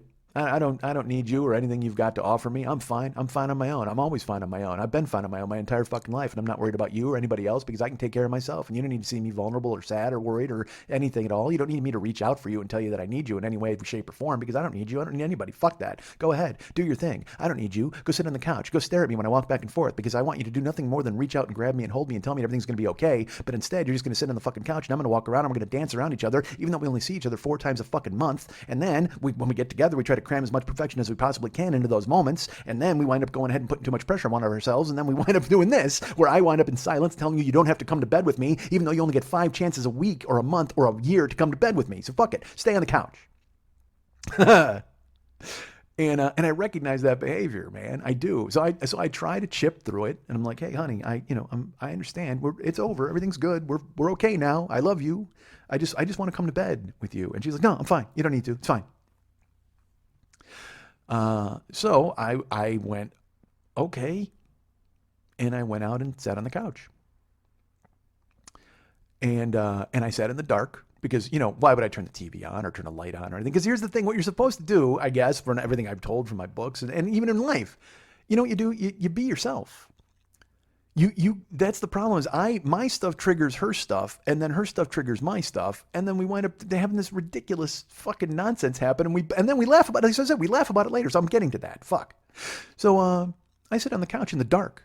I don't turn the TV on. I just sit there. And then I get my phone and I'm checking fucking hockey scores. And she walks out and she sees me on my phone and she kind of like makes a face and she goes to the bathroom and she stomps through and she stomps through again. And she never once comes, because all I want in that moment is for her to come over and reach out for my hand. She wouldn't even need to say, I love you, everything's fine or okay. If she just reached for my hand and I took it and she led me into the bedroom and we just went to bed, then I would know. But I can't chip through the defenses you've created for yourself. And I know this because you can't chip through the defenses I've created for myself. The only person who can put down the shields are ourselves. You choose how to behave in the moment. You choose whether to be guarded. You choose whether to stalk around in silence. You choose whether to protect yourself. You choose whether to make yourself vulnerable or not. So she chose to not make herself vulnerable and to completely throw up the ice wall around her. But she comes out, she sees me on the phone. She makes a face. She goes back to bed. So I fucking crashed on the couch. And again, I didn't crash. I didn't get blankets and a pillow. I fucking fell to sleep on the couch. And then, 6 hours passes and she gets up to go to work. And I wake up and I hear her getting dressed or whatever. She goes to take a shower and she comes out of the bedroom and I'm awake. But I'm still pretending I'm asleep because that's what I do. I'm a little spy. I like being a spy. And she gets out of the bedroom and she walks right past me. And I hear the shower go on and I sit there and I'm like, all right, do I go in and visit her in the shower? Because I always do. That's something I always do. She takes a shower and I come in and I look because I have to behold the wonderment that is her and realize that I'm unbelievably lucky that she allows me to even be in the same room as her when she's naked because she is a goddamn gift. Oh my Christ. So whenever she takes a shower, I kind of poke my head in and I'll, or my arm in, a couple of arms or maybe me. And I love it. But I went, nah, you know what? Just be a spy. Because again, that's my pathology. Well, I tried, man. I tried the night before when I wanted to come to bed with her and she didn't want me to come to bed with her. So you know what? I tried, man. This is on her. Fuck you. Fuck you, man. This isn't a game. There's no winner. Right now, there's both losers because you slept on the fucking couch and she slept alone. So I spied. And she got out of the shower and she walked past me again. And she was getting dressed in her bedroom, and I heard it. And then she walked out and she went and got her badge for work, and then she walked back into the bedroom. She walked past me 12 times. And I have a special hell that I've created for myself. I don't like being left like on the couch if I fall asleep or in a chair. When I'm alone by myself, I sleep anywhere. I usually sleep in the chair at my house. But if I'm together with somebody, I want them, if I fall asleep, it's like, I guarantee it's from when you were a child and you would fall asleep in a car. And, your mom would wake you up and say, hey, we're home. And, it was a way to show that somebody cared about you. Because otherwise you would just be left alone in the cold car. And that's how I spin it, because one time I woke up and she had gone to bed and I was still on the chair and I freaked out because it brought up all this childhood abandonment nonsense. And I know that's ridiculous and that's my own stuff, but then I dumped it all over her. I just went in and kind of vomited it on her. And she's like, honey, I'm sorry. You were sleeping. I didn't want to disturb you. And that's a perfectly valid point. But then my point was like, hey, look, fuck, I don't see you enough to sleep on the couch or the chair while you sleep in the bed. Honey, wake me, take me to bed. It's okay. But then that's just putting all this fucking weird pressure on her to assuage my feelings and fix my abandonment nonsense, which I have and I'll probably always have. I'm trying to get rid of it, trying to minimize it. But it's not her fucking job to wake me up and take me to bed. But it's this, I want to be special. I want to be special to her, and I want her to have cared enough to take me. And that's all dumb. That's all rooted in my own fucking garbage. And it's my stuff that bangs into her stuff. She felt that she didn't need to wake me up because she's like, oh my God, you look so peaceful. And I tried to wake you up once and you kind of just put your head down. And so I came to bed. And that's legitimate. And if we lived together, if we were together all the time, that would become an occurrence and I would accept it. It would happen. And I would be like, oh, okay, that happened. Oh man, I fell asleep on the couch. I must have been really beat. But when we're only together 4 nights out of a month and you choose to go to bed without me on one of them and leave me on the goddamn chair, I make it a huge deal. I shouldn't, but I do. I fucking conflagrate it in such a goddamn mushroom cloud and everything else, and that leads to just more conflict because then she feels that she did something wrong and she gets into this shame thing and she's upset and she thinks that she upset me and oh my God, we're only together 4 days a month and if I upset you during those 4 days, then what does that mean? What happens if we're together for 30 days? Am I going to upset you every single day? And no, that's not it either. That's where she spins off and where I spin off. If I'm not enough for you in 4 days, how am I going to ever be enough for you in 30 days? And that's the bullshit that we wind up bringing to the table with one another all the goddamn time. And again, I don't mean to speak for her. She can have her own show. I tried to get her to do the show with me, by the way, and she's like, nope. Because she kept going, hey, record. I go, honey, why don't you come to town tomorrow and we'll record the show together? And she's like, nope, honey, I love you. Not happening. I go, no, it'll be totally fun. She's like, no, it won't. And she's totally right. Because when she hears this, she's going to either be like, oh my God, honey, what insight? Or she's going to go, oh my God, honey, my plane leaves early. Can you take me to it, please? Because I want to get the fuck out of here after listening to you and your nonsense. And I wouldn't blame her, I guess. Actually, fuck it, I would blame her. She's, you knew I was a scorpion. So she walked past me 12 different times, and I'm on the couch, and then and I'm waiting. Then in my head, I'm like, well, at least she's gonna kiss me goodbye to go to work, and because she's going to work for like 9 hours and leaving me alone at her house, and she walks past me one last time, and then I hear the door close, and she left.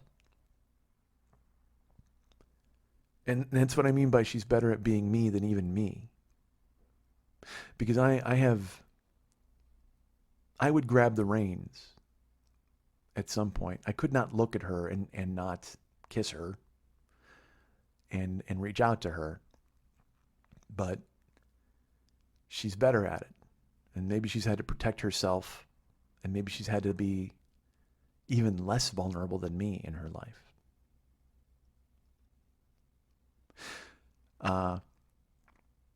So then she came home from work and I said, can we talk? And we talked and we hashed it out.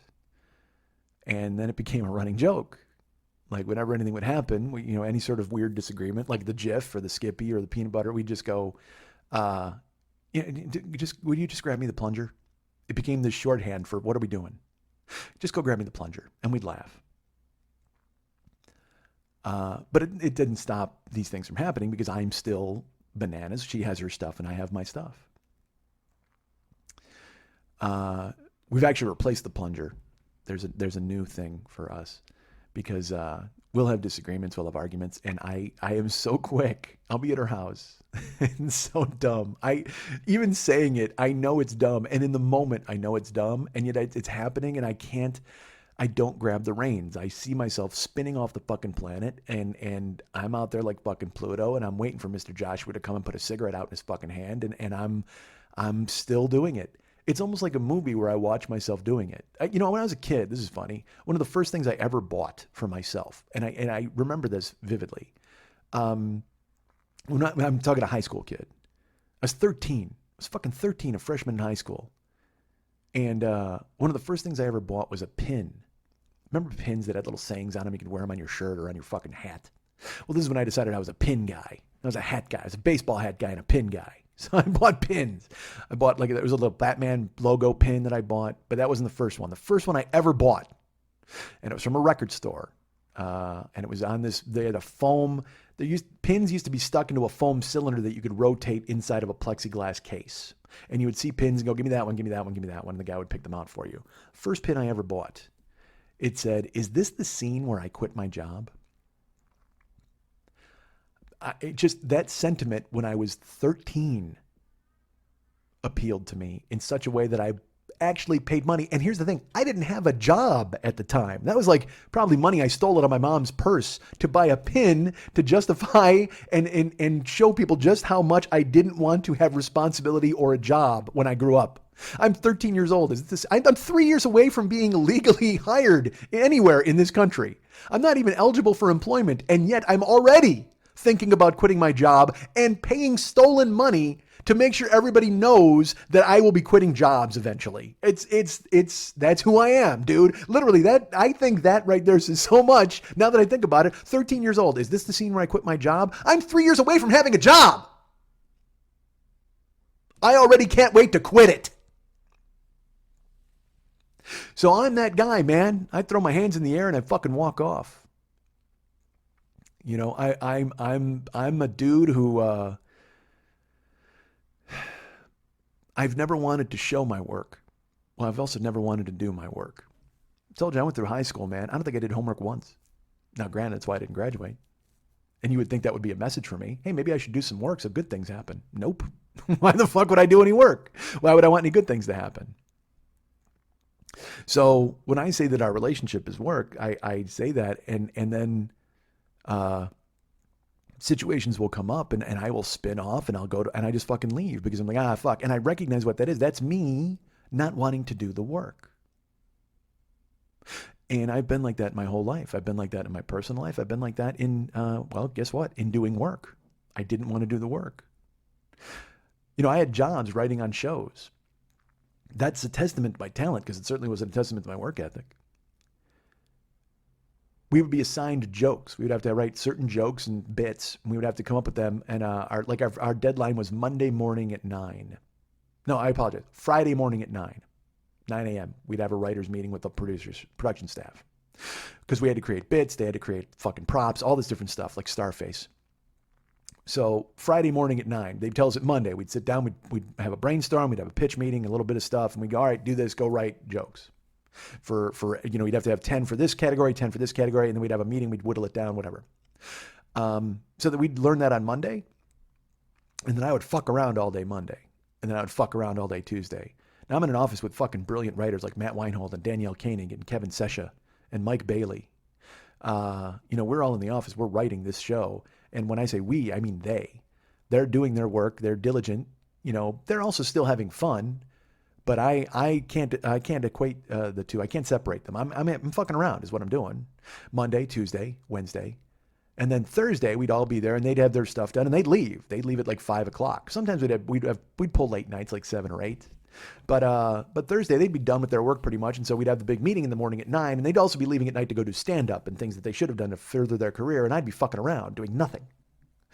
So finally, Thursday would come around and they'd all leave and I'm not even joking. I was just fucking Macaulay Culkin. It would just be like, I finally have the office to myself. And all that meant was no distractions from talking or making other people laugh, so I could concentrate. And then I'd surf the net for like 5 hours, and then all of a sudden at fucking 10 o'clock p.m., I'd go, hey man, I got to write some jokes.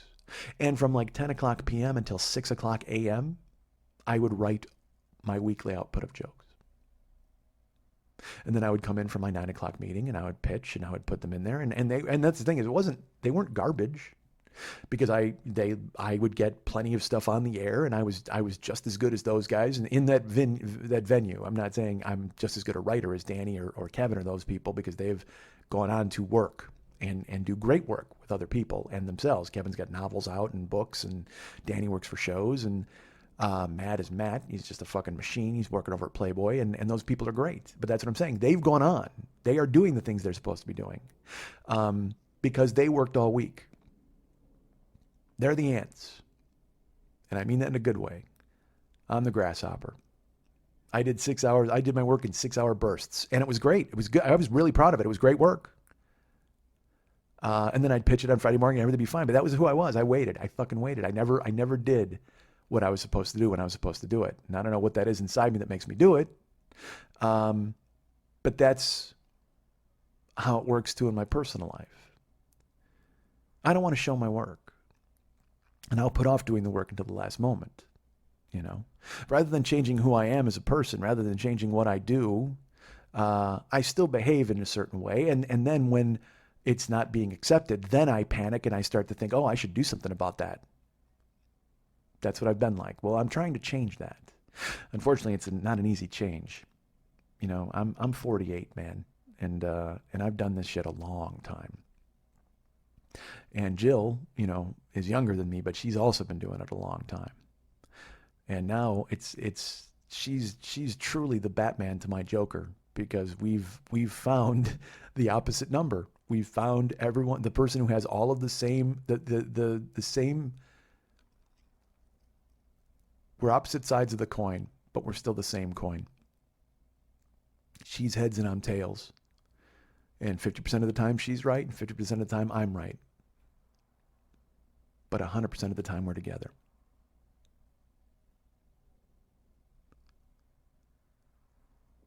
We have fights, and I'll leave. I just pack up and I'm ready to go because I'm like, I can't do this. I can't do this anymore. I can't do this. But I can, and I want to, and I should. Because when you find the one, you should do everything you can to make it work. The problem is, up until this point in my life, I've been the one.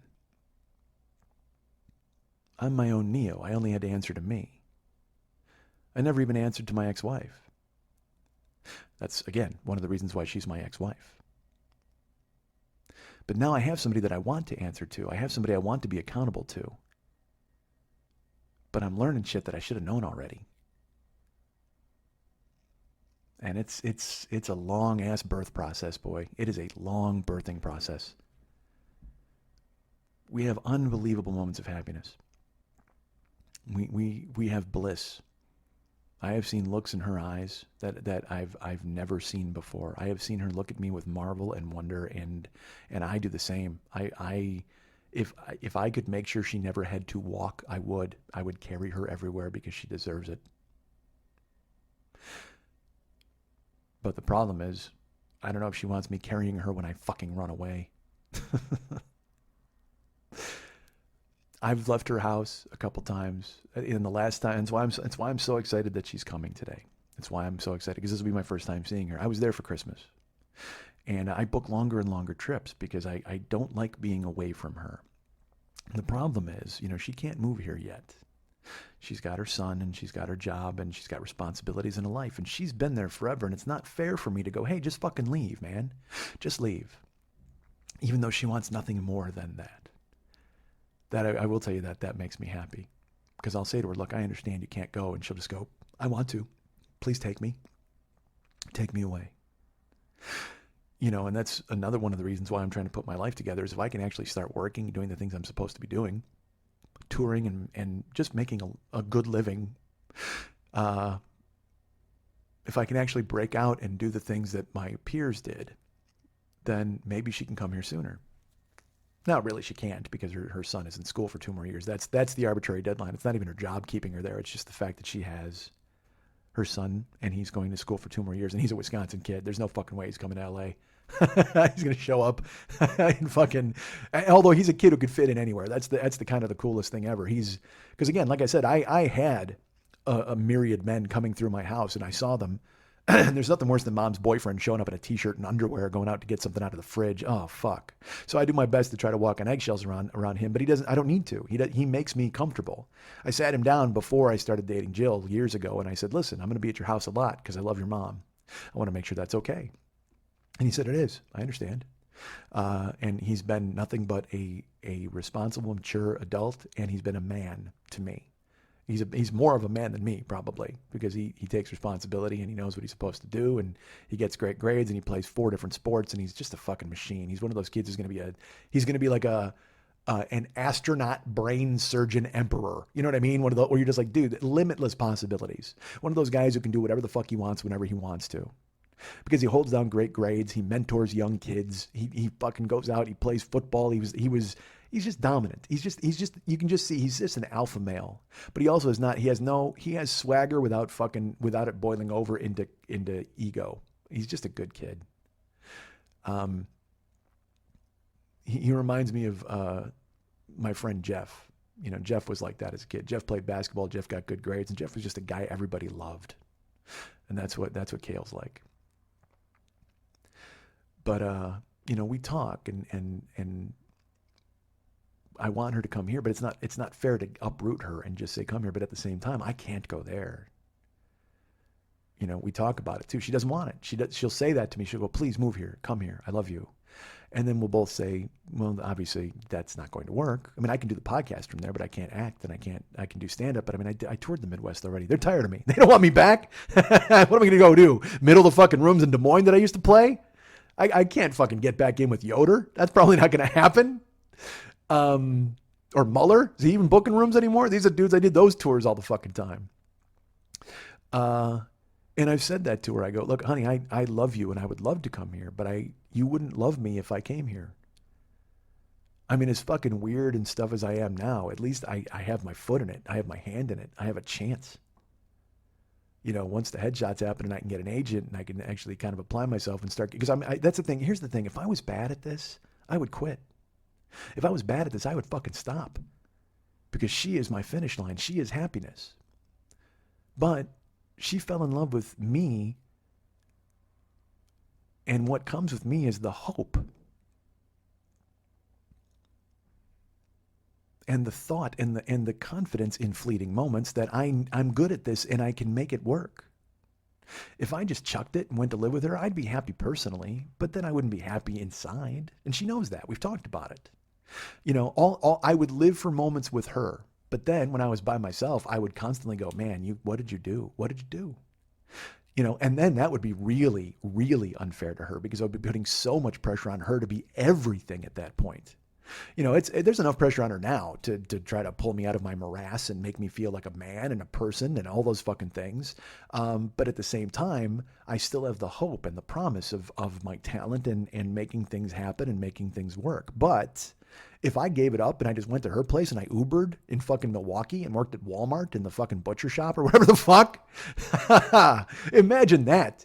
I mean, dudes, I'm sort of in show business and I'm a miserable fuck. Can you imagine if I wasn't? Holy Jesus. How soon before I kill somebody in traffic or in a store or somebody looks at me the wrong fucking way? Dude, I tolerate Uber people here because I'm just like, you know what? I'm doing this for me and I'm doing this for Jill and I'm doing this for our future. And this isn't me. I'm the robot taxi driver from Total Recall. You know, I'm a Johnny Cab. That's all I am. I'm a Johnny Cab. Welcome to Johnny Cab. I turn around, I smile, my light goes off, and then I drive you and I drop you off. That's it. That's who I am. I can be at Johnny Cab when I have to make money, but then the rest of the time I'm in it. I'm fucking waist deep in the pit and trying to climb out. But to move there and give up that side of me, while I would be happy personally, would just be professional death. And I would get sucked under so quick, and she would not want me. She'll tell you different. She'll say, I love you and I want you, but she also knows that this is what I was born to do, and this is all I can do. and she's rooting for me. Like so I'll tell you this, you know, she's coming today. When I was at her house the last time, we wound up having, it was over nothing. It was over my rejection feelings and her feeling pressured. And, you know, it doesn't even behoove me to tell you what happened, because you're just going to go, that's dumb. Yeah, it was dumb. But what it led to me doing was, let's put it this way, it was dumb, and then it led to 5 hours of silence, and then it led me to try to reach out, and then it led her to say, well, this is how I'm feeling, and I didn't care for the way she was feeling, so I was like, well, I don't think that's right. See, I invalidate her feelings, and that's wrong. But then she'll invalidate my feelings, and then that's wrong, and then we wind up invalidating one another, and then it's silent, and then I wind up on the couch, and then she winds up in the bed, and then she walks past me 12 times, and she goes to work, and oh my God, what the fuck? Why are you guys doing this? You're only together 4 days a month. And we know that, and we laugh about it. Hey, get me the plunger. Well, the new get me the plunger is, hey, sell my laptop. Because I've had arguments with her, I've had fights with her where I've stormed out of her house without my stuff. And she'll lock the door behind me, and I don't have any keys, and then I'll knock, and I'm like, look, I got to can I at least get my laptop so I can just, and she'll just like, no, you can't.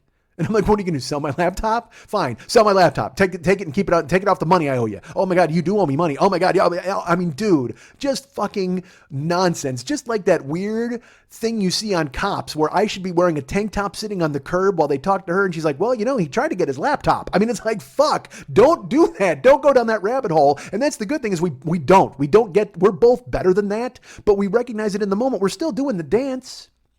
We're still doing the dance.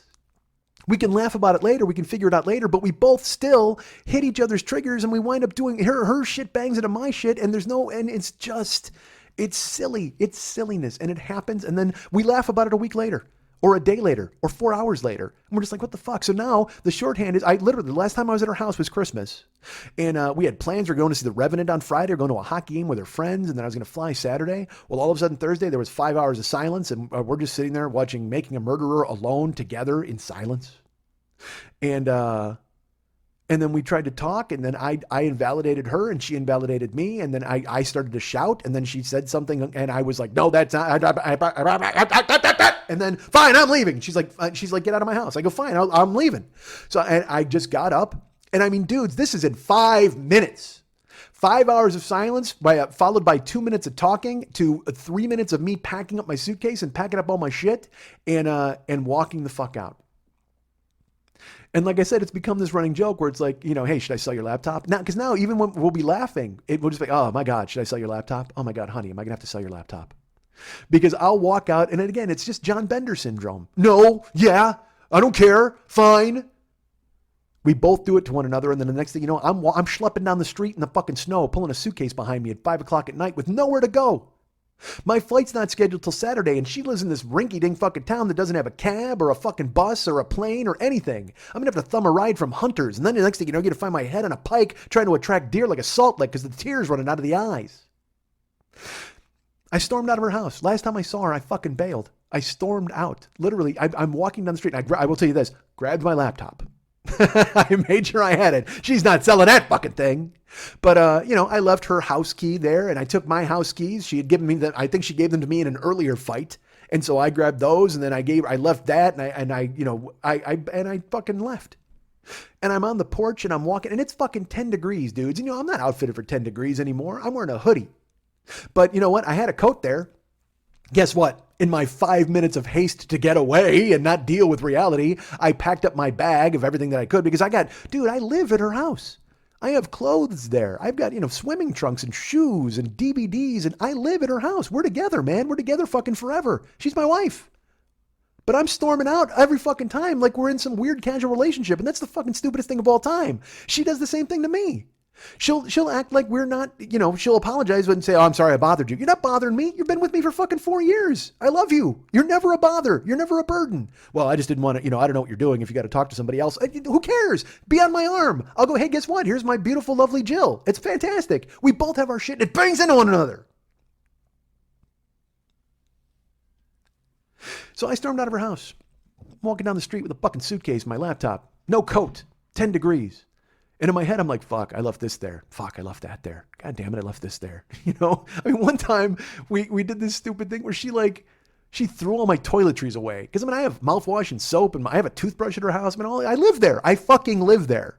And one time, I think I might have thrown it all away, or she did. I don't even remember in the middle of this fucking fight. And then later on, I'm fishing mouthwash out of a goddamn garbage can. Idiot! What the fuck are you doing, man? So dumb. So dumb. Won't get out of my own way long enough. Learning, trying, reading books, talking to Shannon, taking Jill's hand. Wanting nothing more than to do that every moment of every day. But like I said, that puts weird pressure on her and puts weird pressure on me. We need to find a way to stay happy together in the moments that we're away and together. And we are. We are. That's why I'm so happy she's coming. I'm so happy she's coming. Because I stormed out of her fucking house. Last time I left, my flight was fucking Saturday. Well, I'm not exactly rich. So I got to change the flight from fucking Saturday to that. I tried it was like, I think it was Wednesday, it was Thursday that I left. It's Thursday night. So I wanted to change the flight to leave Thursday night because I'm going to get out of this godforsaken state and I'm going to get home and I'm going to show everybody because I'm going to be perfect. I'm going to be better than this. And I shut the fuck up, idiot. You're walking around in 10-degree weather in a hoodie. Don't pretend like you're doing anything great. So I walk about a mile. Or a half mile. I leave her house because it's all downhill because she lives up on a hill in this neighborhood, and I get to this gas station, and what happens always happens. I get to the gas station. I'm trying to figure out a plan. I'm literally on the Southwest app on my phone trying to change my flight and realizing it's going to be $300 to change it to that night. Then I start looking at the next day and I'm looking at flights there. And then I realize I have miles on American and I'm just, my mind is reeling. I'm trying to find some way around being me. Because I've created this mess. If I would have taken her hand and breathed and we would have talked, that would have been good. But after 5 hours of silence, I wasn't fucking having it. I'm getting the hell out of here, man. And I'm going to show you and I'm not going to be vulnerable and you're not going to hurt me. And I'm just going to, you know what? You're not going to hurt me because I'm going to hurt myself worse than you could ever hurt me. I'm going to do the worst possible thing I can think of. I'm going to walk out on you. My future, my hope, my love. So whatever you do is going to pale in comparison to the punishment I'm giving on myself as I leave my happiness behind. Idiot. So, tough guy me goes to a gas station. I'm trying to figure out how the fuck I'm going to get out of that town. When in reality, I should just walk another half mile, knock on the door and go, hey, I'm dumb. Can I come in? And a text comes from her and she's like, I got to go pick up Kale from school. I'm sorry that you felt you needed to walk out. I'm sorry that this happens. I will always be here for you and I love you very much. If you need anything from me, please let me know. No, I don't need anything from you, especially a text telling me that you love me because I know you don't love me. And that's why I walked out into the cold and I'm standing here in a fucking mobile station having a conversation about Powerball with a guy who's actually drinking a fucking 40 out of a brown paper bag in public. I should have swallowed my pride and gone back. And then there's that part of me that wants to, and again, because it's the thing where you want to be asked back. You want to be told to come back. You want to be saved. You want this white knight bullshit. You want her to fucking let her hair down and let me climb up into the goddamn tower and Rapunzel the shit out of her in front of everybody. So it's funny, that thought even went through my head. I wanted to be rescued. I wanted her to come and say, it's okay. It's okay. Come home. Instead, she had to go pick up Kale. And look, man, I understand that. Because, I'm not trying to come in front of her son or be, and I'm not saying I'm not as important. I'm just saying she had to go get her son. Fuck. She can't fuck around with me. Well, if you had just come in and told me you love me, everything would have been fine. Shut the fuck up, dude. Stop. Be a grown-up. You don't need your head cradled. You don't need your hair stroked. You need a woman who loves you, who's good to you, will always be good to you. And you have that. And you walked away from it again. Because you keep fucking walking away from everything that's tough. And I'm not saying my relationship with her is tough. I'm saying moments happen that need to be overcome. And rather than try to overcome them, I just run. or walk because it's fucking 10 degrees and I'm freezing. But I wanted to be rescued. And there was part of me, I won't lie, I'm sitting in that gas station and then she sends that text and I know the street she has to come down in order to go get Kale. And part of me wanted to go walk out and look miserable walking with my suitcase in the slush. So she would see me and feel bad and pull over. How terrible is that? That's the shit a 14-year-old girl does. That's the woe is me on Facebook. I'm really sad. I wonder why people are mean in the world. And then everybody runs up and goes, I love you, thinking of you. That's all it is. That's you reaching your hand out to be helped. And then when they go to help you, you pull it away and cross your arms and go, I'm fine.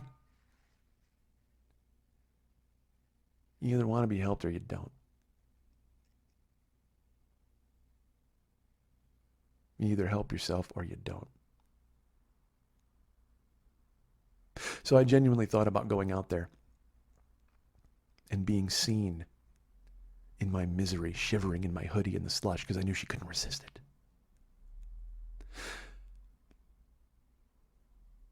And I did. I walked outside. And I got about 8 steps. And I went, what are you doing, dude? That's worse than walking out. Manipulating her into caring in this moment would be worse than walking away. Even though I know she cares. Her text said it. I love you and I will always be here for you. I should have texted back, I love you very much. Please come pick me up. Because she would have. But instead I wanted to make sure that I made a statement by walking in the street and looking cold and maybe she could come and save me from myself and her and all this meanness. Shut the fuck up, dude.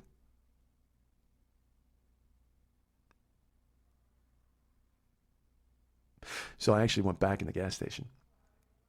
And, she lives in the middle of fucking nowhere. She lives in Wisconsin, but it's not Milwaukee or Madison. So it may as well be just a Willy Wonka cheese factory. Seriously. I mean, it's just there's fucking everybody, everybody, instead of having orange skin, they all have orange vests. And they doom, doom, doom, doom, doom, doom, doom. I don't like the look of it. Hoom, pa, loom, pa, doopa, dee, da. Seriously, the national anthem of Wisconsin is just a beer opening. So that's all it is. It's just a land of vests and camouflage and cozies. Cozies? Cozies. Never knew the pronunciation of that. So getting out of there is a fucking chore. If Snake Plissken thought he couldn't get out of New York, it's a good thing they didn't bring the fucking Duke of fucking Wisconsin and have him go in to save him because there's actually nowhere to land the fucking Gulf Fire.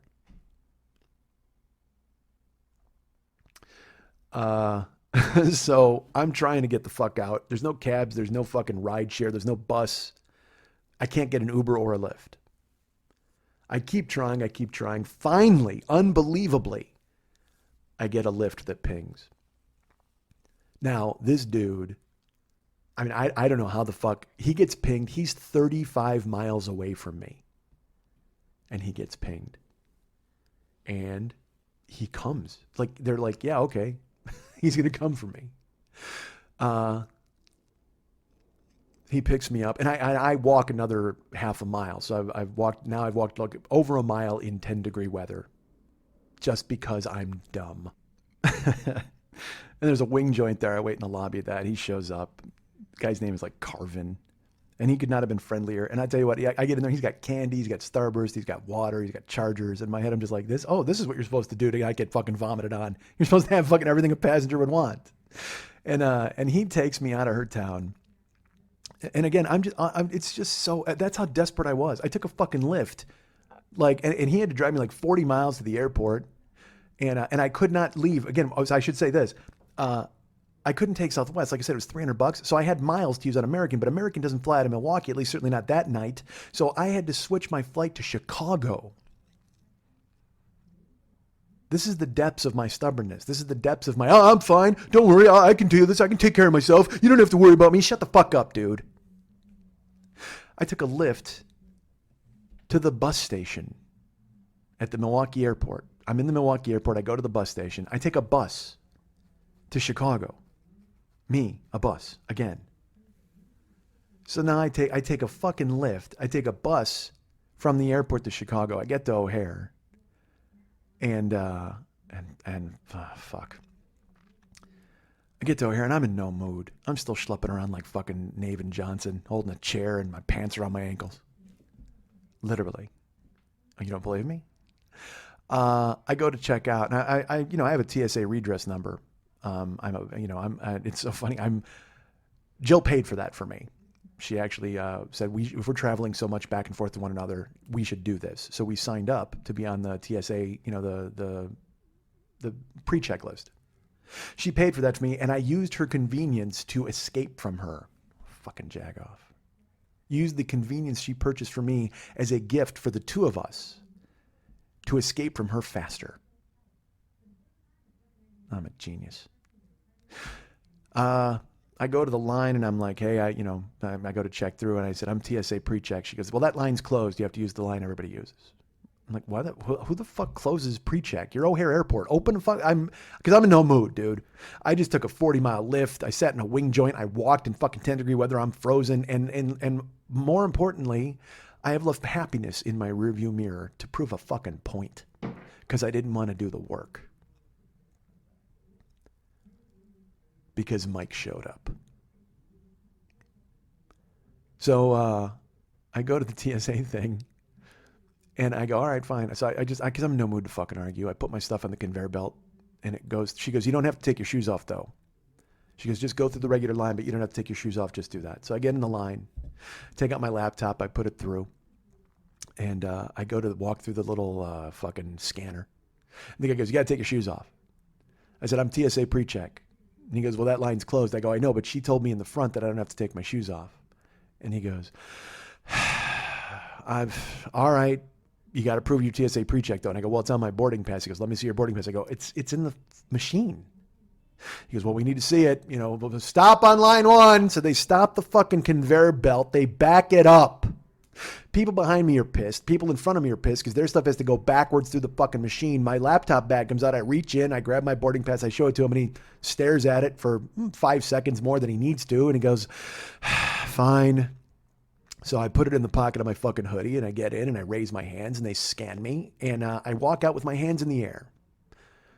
Because I'm used to it. When I walk through with my hoodie, because A, I wear a hoodie and B, I'm fat. They always have to pat down my midsection. They think I'm smuggling something. And I'm like, yes, I am. I'm smuggling my former self. That's who I've got wrapped around my midsection. Because I used to weigh 500 pounds and now I weigh about 290. And so I have all of this me hanging off of me. I'm a safe wrapped in suet. Have at it. So I put my hands in the air. The guy goes, you can put your hands down, sir. And I go, no, I can't. You're going to have to pat me down. He goes, oh. And he goes, well, sir, do you have anything in your shoes? And I said, I don't. And he goes, well, your shoes are coming up. We're going to need you to take your shoes off and put them through the belt. I said, look, I'm TSA pre-check. I don't have to take my shoes off. And he goes, well, no, the machine is saying that there's something on them. I go, there's nothing on my shoes. He goes, sir, we need you to take your... And I went, fine. So I go back through the fucking scanner. I take off my shoes. And he's like, well, sir, can you take off your hoodie? Because I go, you take your... Fine. Take off my hoodie and my shoes. I put them on the belt. I walk back through, hands in the air, and I walk back with my hands out. He goes, sir, you can put your hands out. I go, no, you're going to have to pat me down because I guarantee it wasn't the hoodie. It's me hanging off of me.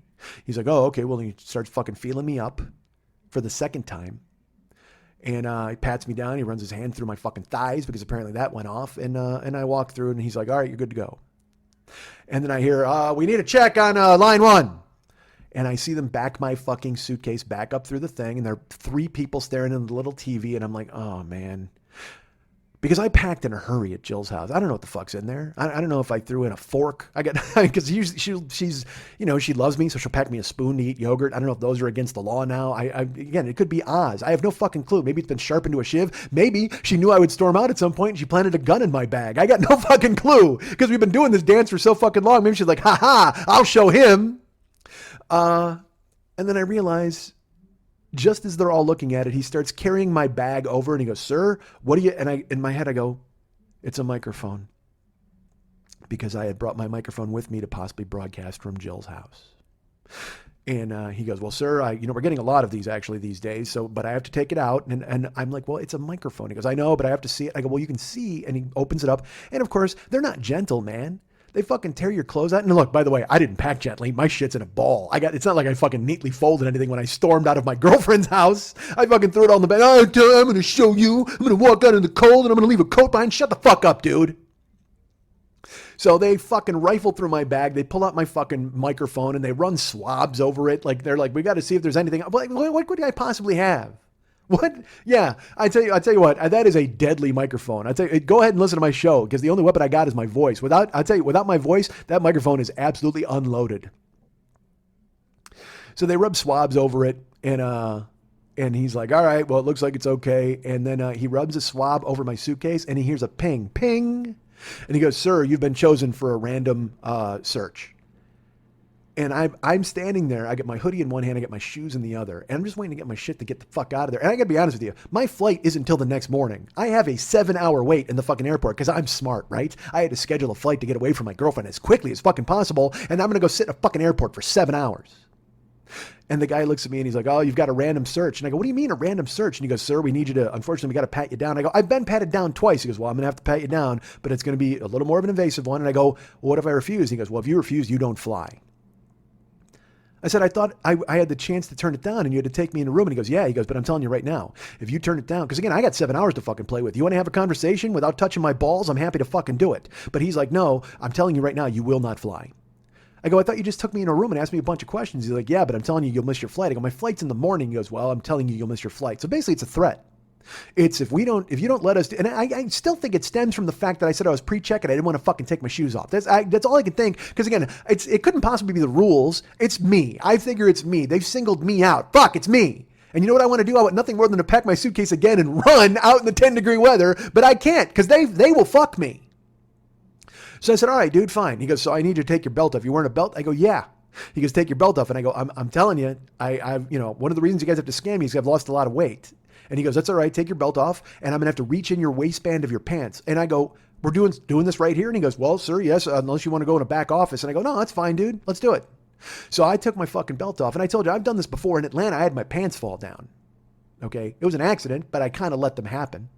Well, this dude he starts feeling me up. Like, I mean, and I've not had this before. I've had them search me, but not like this. He starts fucking reaching under my arms and he reaches under, like kind of feels my nipples and shit. And he's like running his hands all over me and he slides down like a cop frisking me, but even worse. So he goes to reach into my waistband of my pants. He goes, all right, sir, I need you to hold your waistband. And I go, all right. And I'm holding it. And he goes, all right, well, no, I need a little slack because I got to get my hands in there. And I just fucking let go and I let my pants go to my fucking ankles. Boom. And he's crouched behind me. So this dude is like, hey, I'm searching a fat guy. Hey, there's a faceful ass. And I did not fucking care. And honestly, part of me was actually upset that I was wearing boxer briefs because I wouldn't have fucking cared if I freeballed the entire goddamn airport. Because you know what? If you want to see what I got, here it is. In Atlanta, I did it as a kind of a protest. Here, I'm fucking mad. And he's crouched behind me. I dropped my pants. And I should tell you this too. Before it even started, he's like, sir, I'm going to have to give you this pat down. I'm holding my shoes in my hoodie. I threw my shoes. I fucking threw them. I spiked them on the ground like a football. Just boom. I'm in an airport. I threw a fucking shoe. What the fuck? Because I'm having the worst day anyway, but it's all my fault. Again, if I would have just looked at my girlfriend and held her hand and said, here's the thing, but it said, I gotta go because I show you that I'm not a guy to be trifled with and I can take care of myself and I don't need you in any fucking way. And just, oh man, shut the fuck up, dude. So, I spike my shoes like a football and then I drop my fucking pants and this guy gets a face full of ass and he just goes, sir! And he stands up and he's like, what are you doing? And he's like, there are children present. And I go, hey, you told me to fucking let go of my waistband. He goes, no, I didn't. I said, give you some slack. And a fucking, like 3 dudes come running over. And my pants are, I fucking go, and he goes, pull your pants up. Please cover yourself, sir. And I'm like, what, dude? This isn't a church. It's a fucking airport. And you just grabbed my balls. How the fuck are you going to be the moral high ground here? You got a handful of my cock a second ago. So he's just looking at me and he's upset. His hands are in the air and he's so mad. I think mainly because he was face to ass. That's the only thing I could think of. And his supervisor comes over and he's like, sir, what's going on? I go, I don't know. He was searching me and he told me he needed slack in my pants. And so I thought he weeded him down. I have no idea. And he's like, I told him to hold his waistband. And he goes, sir, listen, I'm really sorry about that because this guy's yelling at me and he saw it. And I go, sir, this guy's embarrassing me. I go, I'm TSA pre-check. I'm standing here naked in an airport. He goes, I understand. He goes, but unfortunately, these are the rules that we have to follow.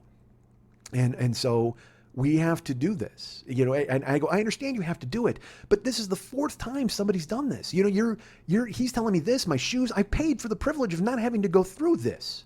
He goes, I understand, but just here, I will do this. We will get it done and we will take care of you. I said, okay, great. And the other guy's off. He's being consoled by people. Like, look, I'm not exactly, I don't have a great ass, but I know it wasn't enough to fucking scar you for life. At least I didn't think so. So he's being consoled by other security guards. Other minimum wage employees are telling him, oh my God, you just saw a dude's ass. Clothed ass, but ass nonetheless. And then this other dude fucking grabs me under the arms and he slides his hands over my waist lovingly. And he actually grabs fucking, and he puts his hands up my fucking thighs and grabs me. And then he literally grazes it. He holds it. I mean, they all did. I got pet. And so he finally stands up and he goes, all right, you got your belt and your shoes? I go, it's over there. I go, you know, you're the third guy to grab my cock today. And he just looks at me with this face, and he doesn't know what to say. He's kind of puzzled, and he's thrown. He didn't laugh. I hoped he'd laugh. I thought for sure he'd laugh. He did not. But he's staring right at me, and he's got a badge and shit, and I'm holding up my pants like a fucking hobo. My shoes are splayed all over. My fucking stuff is all disheveled. I got a microphone in pieces. And he looks at me, and he goes, well, sir, we don't like it any more than you do. And I looked at him, and I said, well, let's not get ahead of ourselves. And finally, he laughed.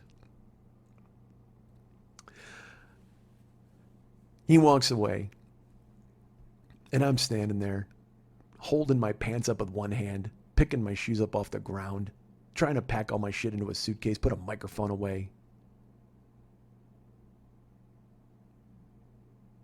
Realizing that's basically my life. You know, I'm living out of a suitcase half the month. But we've made her house our home.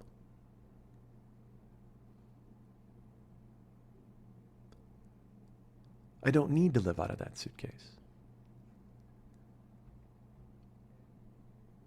You know, at her place, everything's hung up and everything's in drawers. I have a dresser. I have half the closet, or some of the closet. She's got a lot of clothes.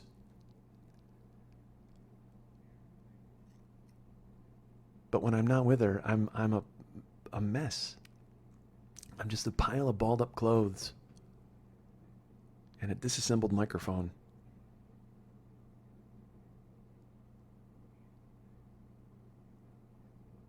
So I'm happy she's coming today. She's here for 3 days, and then I'm with her for 9 at her place. It's supposed to be 9.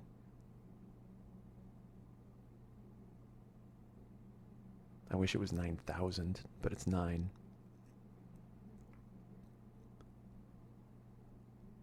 I can't wait for the moment when I realize that when Mike shows up, it's not a bad thing.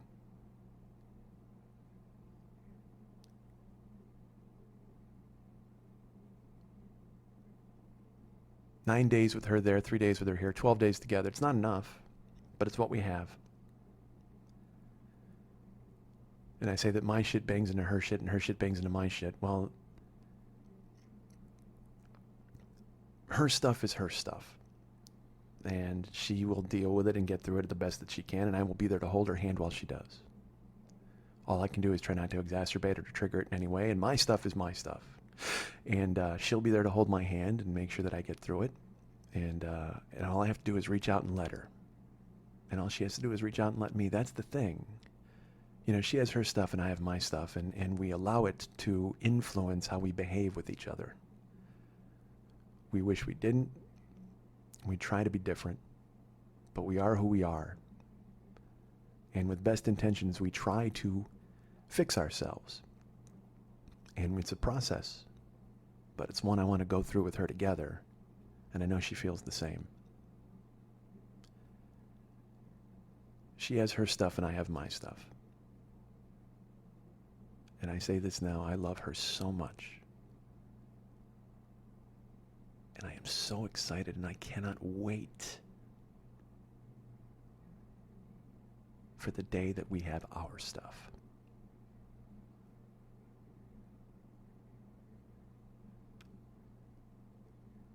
You guys can get me at mikeandmikeschmidtcomedy.com. You guys can find me at facebook.com/the40year-old-boy. You can find me at twitter.com/the40year-old-boy. Follow me there. Why not? You guys can find David Hernandez, who is the guy who runs this show, basically. Not really, but he does all the art and the music and the cool stuff. And you can find him. He's that guy who makes everything tick and work and makes all the great stuff for the show. You can find him at facebook.com/DavidMexHernandez. Or you can go ahead and find him at artbydmh.com. That's artbydmh.com. artbydmh.com. Go ahead and buy his Valscapes. Go buy his Gycons, or get him to do some regular artwork for you. Some real, not regular. I mean, commission your own personal artwork, and he'll do it. And it will be anything but regular. It'll be amazing. Of course, Ryan Dirks does all the web stuff for the show, and I owe him an email and a text because Mex sent me a bunch of stuff that I got to get to Ryan, and things. Picture me now, packing my bag and storming away from Mex's house. Oh, I don't need you to shut the fuck up, dude. Name of the show's got to be "Shut the Fuck Up, Dude," right? I would imagine. We'll see if I can make that work. I don't know. Lily Von Stupp is the producer of this show. She's off, like I said, lilying today, but she'll hopefully be back in a couple of weeks, because next week I'm by Jill, and that's the plan. As long as I don't storm off into the fucking cold again, which I won't, right? I won't. But I think I'll be with Dave next week. But but Lily will be back. But, Lily, you can find her all sorts of different places. You can find her at Peach. I'm on Peach too. I don't know if that means anything yet. I'm at LO. Fuck, who cares? But you can go to facebook.com/Lily Von Stupp and just read her page. I don't think she's accepting friends anymore. But you can go to the Monday Night Tease page. I'll tell you about that in a little bit on the other side. And go ahead and be her friend and all that neat stuff. Or not her friend. You can follow her there at the page. You can go to several different Twitter accounts. Twitter.com/Lily Von Stupp. Twitter.com/Lily Von Stupp. Twitter.com/MNTs, Twitter.com/HollywoodBQFest, Twitter.com/Boobdini. Follow her frequently, follow her often at all of those places. But if you'd like to write her a personal note and find out what Lily does when she's lilying and not miking, you can write her at lily@burlesque411.com. That's right, write her a note to find out what she does when she's lilying and not miking, because she's not miking nearly enough these days, in my opinion. As the mic in that equation, I need more miking out of that Lily. Who does she think she is doing all of her lilying on my mic time? We're supposed to be miking, damn it. You can get her at lily@burlesque411.com. That's Lily, Lili, at burlesque411.com.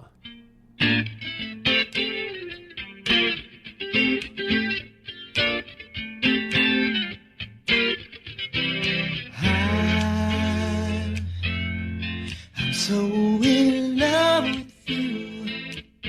Ooh, whatever you want to do is alright with me. 'Cause you make me feel so brand new.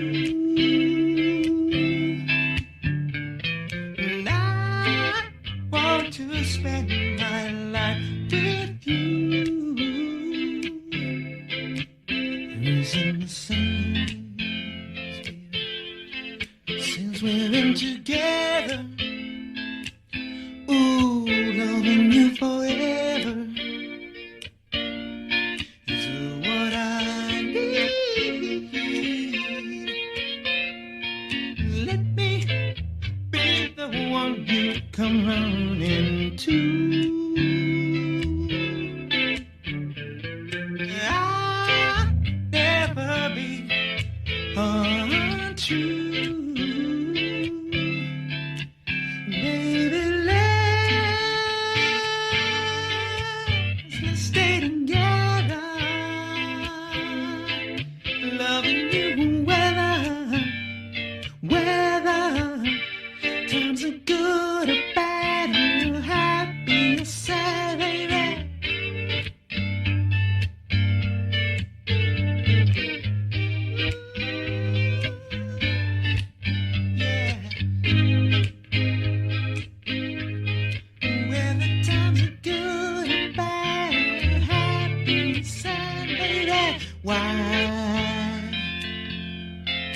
Why some people break up, oh, turn around and make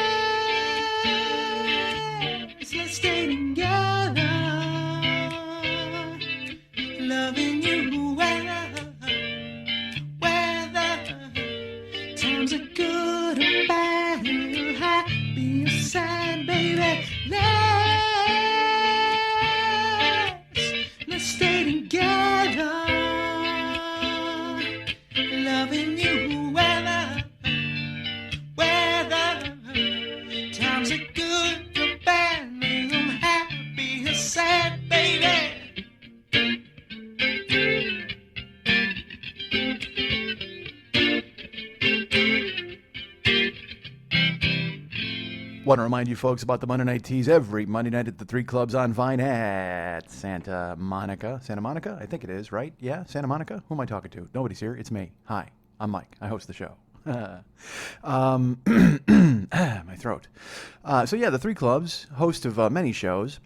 I'll tell you about another one later. But right now, I'll tell you about the Monday Night Teas every Monday night. 3 clubs, Vine, Santa Monica, taco truck outside, mobile gas station around the corner, camouflage across the street for sale, a Taco Bell up the street, hobos out there leeching you for change, security guards giving you the side eye, bar in the front, show in the back, liquor in the front, poker in the rear. It's available now. The best burlesque show in the history of Los Angeles. Go check it out, please, please, please. Me. That's what James Brown would say to you. Please, please, please me. That's what he'd say. Perhaps if you go to your first Monday Night Teas show, somebody will dance to that. Somebody will dance to some James Brown. He's burlesque-esque, right? He's a burlesque-type artist. Wouldn't you go out there and jam to some James Brown? Jam and Jimmy Brown? That's what they used to call him in his band of renown. Throw a blanket on me. Get me out of here. All right, so go to the Monday Night Teas. It is at... the 3 clubs on Vine in Santa Monica, as I've said many times. I'm not sure who's there this coming week. I'm not sure who was there last week because Lily's off lilying and she's not here to remind me who was there or inform me who's coming. I can only tell you it's going to be a litany of performers, an amazing amount of people who probably have alliterative. You know, it's funny because my throat is fucked up. Like, it's not fucked up. It's just kind of got stuff in it, and I can feel it. So I don't think it's affecting my voice, but I can feel it. So when I'm talking, I'm just waiting for it to leap out of the microphone and climb on it like the goddamn alien. It's going to burst out of my throat John Hurt style. Sorry. All right, hi. I'm not even sick. Like, I just all of a sudden, you know what it is? I powered down a couple of yogurts, and it's like, so now they're lurking in my throat. And you're asking what I had? I'll tell you right now. I had a Faye. I had a couple of Faye. I had a cherry pomegranate, and I had a blueberry acai. And you're like, Mike, those are interesting choices. I'm like, yes, there several reasons. Acai is healthy for you. I like a blueberry. It's got antioxidants. And pomegranates put lead in the pencil, from what I heard. And we got to worry about that, as always, as we get older. And cherries are just there for the ride. That's all. That's the only reason. They make the pomegranate tolerable. Although I do like pomegranate, I will not lie. Have you ever had that pom juice? It's pomegranate juice, but it's POM, and it's a daunting color. I'll tell you that. That doesn't look like something you want to put in your body. It's kind of a dark mauve. Which, by the way, was my name is a superhero. I was dark mauve. My God, I tell you, I got my ass beat on the regular, but holy shit, did my costume look great! Oh man, dark mauve lit up the sky with this amazing costume. So go, and Dark Mauve is actually my burlesque name. So if I perform over there at the Monday Night Teas, you will see me as Dark Mauve. That's actually Darth Maul's gay brother. All right, stop. You should see his lightsaber. Certainly the shape and definitely the color. Oh, Dark Mauve. So go please to this show I'm telling you about every week that some of you have not attended yet. What the fuck is wrong with you, man? You're home? You're not doing anything on a Monday? It's fucking Monday, for fuck's sake. There's a lot of fucks in that sentence. But I've been. I enjoyed it. You should go. You'll like it. But it's a great show. I don't know who's coming, but I'm sure it's a lot of girls who are going to get naked and a lot of guys who are going to swallow stuff you never thought they'd swallow in public or in private. So go and check it out. Tickets are available now at brownpapertickets.com. Go there and put in Lily Von Stupp or put in Monday Night Teas, and tickets will be available for you to check out, buy, purchase, and come to the show. Remember, if you go to Monday Night Teas, the Facebook page, go to facebook.com/Monday Night Teas, then you'll see who's coming. You won't have to rely on me telling you about Dark Mauve and his oddly shaped lightsaber showing up and popping in your face. You'll have to be able to actually see who's coming. You'll see who's actually coming to the show and working out and doing their, not working out. That would be weird. Although I'll tell you what, if I was Dark Mauve, you know what I would perform to? Physical. I'd like to get physical. That's not even I want to get physical. I go with the proper grammar. Fuck you, Olivia. I go proper grammar. She wants to get physical. I'd like to. I'm more polite. I'm more polite than Olivia Newton-John. So go and get tickets. Go to facebook.com/Monday Night Teas. See who's coming. Learn who's coming. Know who's coming. You guys had shirts on when you came in here. What movie? Tell me. Anybody? Nobody. So go, man. That's awesome. And again, like I said, Lily's available all sorts of places. She's doing other shows. You want to check those out. Go to her Facebook page. Go and check her out on Twitter, and you'll find out where she's going to be. I can tell you where she's not going to be. My living room, because she's very busy out doing Lily stuff. Go to MikeSchmidtComedy.com and look at all the cool stuff there. We got the Boy with the Horns page with a bunch of artwork that I should probably change. We got all sorts of stuff that needs to be changed. Well, I'll tell you one thing we are changing soon is the Joe Business page. We'll be having all sorts of different things for sale and different designs, and there will be teasers coming out, I've been told, for those soon. Not Monday Night teasers. Those are available on Vine at Santa Monica on Monday night. These are just straight up teasers for what's going to be coming to the Joe Business page. But if you go to the Joe Business page now, plenty of stuff for sale. We got shirts, we got CDs, we've also got CDs, and we've got shirts. So go ahead and check it out and buy those. Certain sizes are not available, as some of the people in England have found out when they tried to buy something. I thought I had blocked it off on my website, but I did not. So right now there's no men's mediums, there's no men's larges in the yurt shirts. But there's other sizes available in other people's sizes. Ladies, whatever. Just write me or fucking just order something, and then I'll write you a note that says, sorry, I don't have that, because I'm a dick. But on the page, like I said, we got CDs, we got shirts, we got all the download sets, 1, 2, 3, 4, 5, 6, not 7 yet. Coming soon. And obviously at this fucking rate, 8 is coming soon. And then we've got, I believe was it Schmidt Alive 2? Is that the one that's available? I don't know. We have one of those download sets available, but coming soon are the other download sets. God, why? This is a lot of coming soon talk. You thought I talked about bears a lot earlier. Now I got a lot of coming soon talk here. But go to there, and there's all, like I said, there's Tweaked Audio. We're still friends with them. If you want to go ahead and get any of their gear, their stuff, their autoerotic asphyxiation earbuds, and their cock ring watches, also available. And there's our Amazon link. Well, first of all, there's a donation link too. You can donate to the show. You can subscribe monthly amounts, or you can go ahead and, like I said, send us just one amount as a donation. You don't have to subscribe monthly. Send us one big chunk, or a small chunk, or send us anything. Send me a nickel. I don't fucking care. Send me a nickel. I'll get 3 cents. Dave will get 1, and Lily will get 1. And by the way, those 1 cent each will be more money than I've given them the past year because my life fell apart. Financially, anyway. So go ahead there and donate to the show. And like I said, the Amazon link is lurking. Use that. That helps. That always helps the show. We wind up getting money at the end of the month, end of every month. And you guys are really cool, and you've been using it. And some people have signed their work up to use it, like automatically, which is pretty sweet. And you're nice to think of me. Thank you. I tell you every week to think of me, so I guess maybe you're not that nice. Maybe you're just sick of me fucking asking. But I will continue to ask, and hopefully you will continue to help. Thank you. It's appreciated. And I wanted to tell you about this. I've mentioned that I was going to be going to do shows and stuff. Lily and I kind of batted it around last week. I can tell you the date for the show that we're doing is February 22nd. It's at the 3 Clubs on Vine at Santa Monica. I can tell you that I'm going to be performing, and my friend Riley Silverman, she's going to be performing. Here's the deal, man. I'm going to tell you the name of the show. I don't have the full complement of comedians booked, and here's why, because I've been turned down a few times by some people. I thought it would be easy. I thought it would be something I could just do in my sleep, because you can't fucking spit without hitting a comic in this town. By the way, do me a favor, don't spit. And if you do, don't spit at a comic. We go through enough bullshit at this point, whether it's in this town or any other town. That was a bad analogy. You can't throw $100 in any direction without hitting a comic. How about that? That's a much better way to go about things. So feel free to do that. Go ahead and toss some Ben Franklin's in the air and watch a comedian grab it and tell you some bad jokes. Specifically, the night of Monday, February 22nd at the 3 Clubs on Vine at Santa Monica. Here's the concept I came up with. Remember last week we were batting around a show title, and there was Community Sandwich and all sorts of stuff. People, you know what? People rallied behind Community Sandwich. I got to tell you that. People, for some reason, that struck a nerve with everybody, and they rallied behind Community Sandwich. There were votes for Everybody Dies, which I enjoyed. Thank you so much.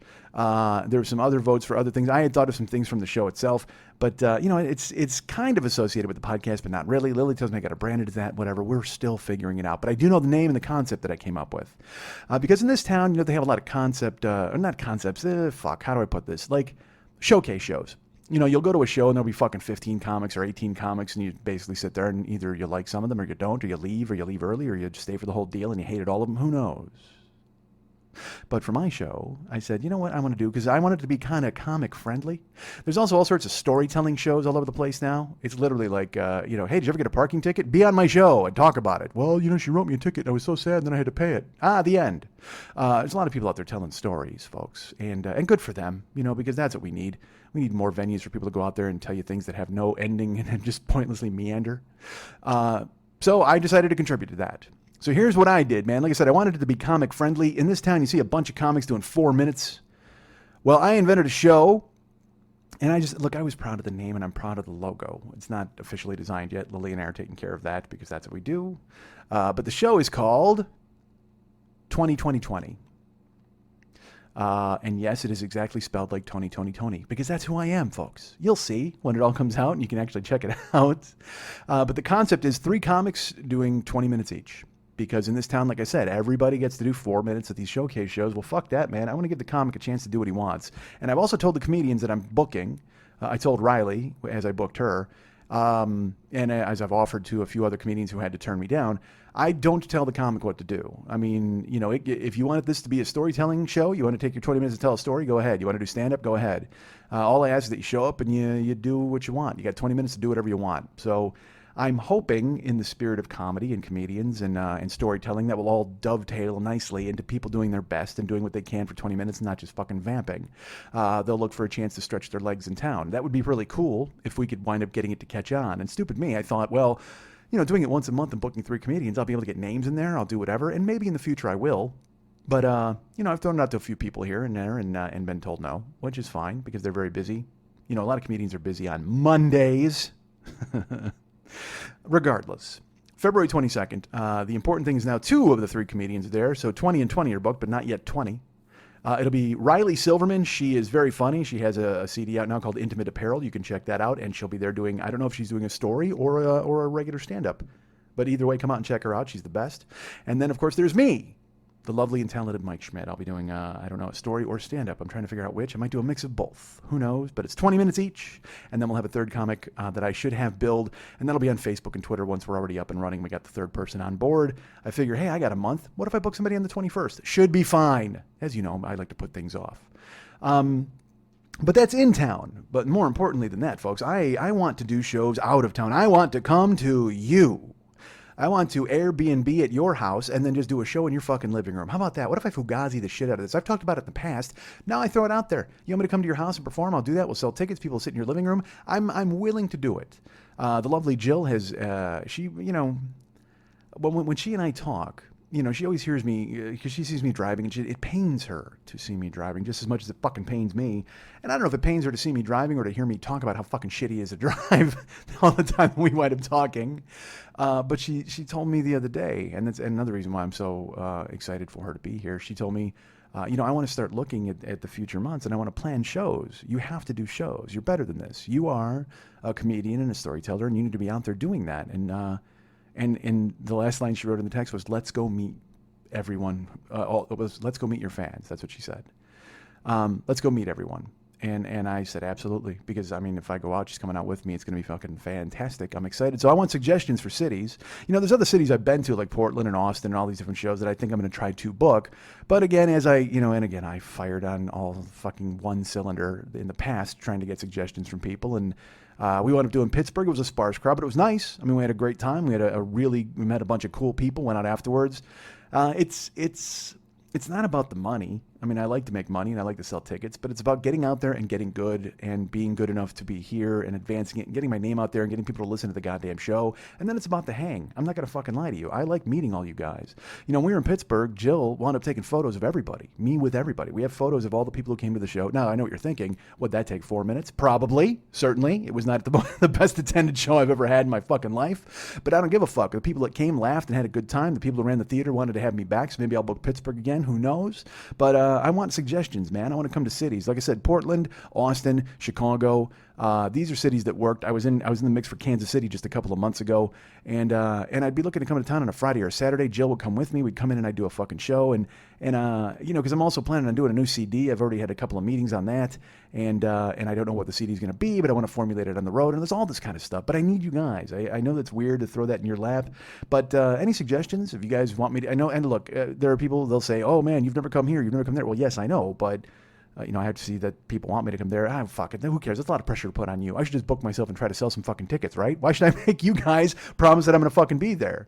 But, you know, I did good in Philly and I did good in all these different places. Although I've been to Philly like 3 times, but who cares? I had a great time all the times I went there. And it's all about, you know, taking Jill and meeting people and seeing where we're going to perform and the shows. And I just want to come out, man. That's what I want to do. Fuck driving. If I'm going to drive, I want to drive to a show to perform and make people laugh. I don't want to drive some asshole somewhere so he fucking vomits in my goddamn car. I don't want to drive somebody somewhere so they can look at me and go, yeah, I don't tip. Well, of course you don't fucking tip. You're a scumbag. What the fuck?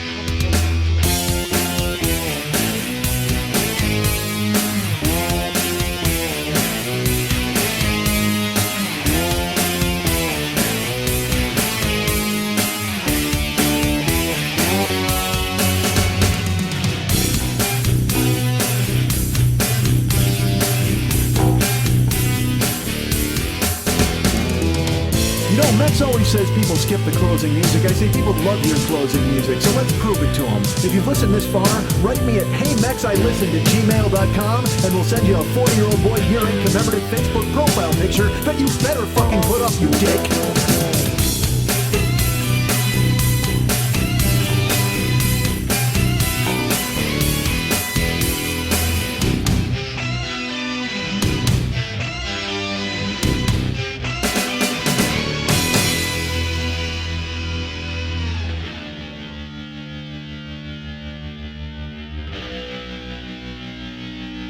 Sorry about the dick thing. Thing.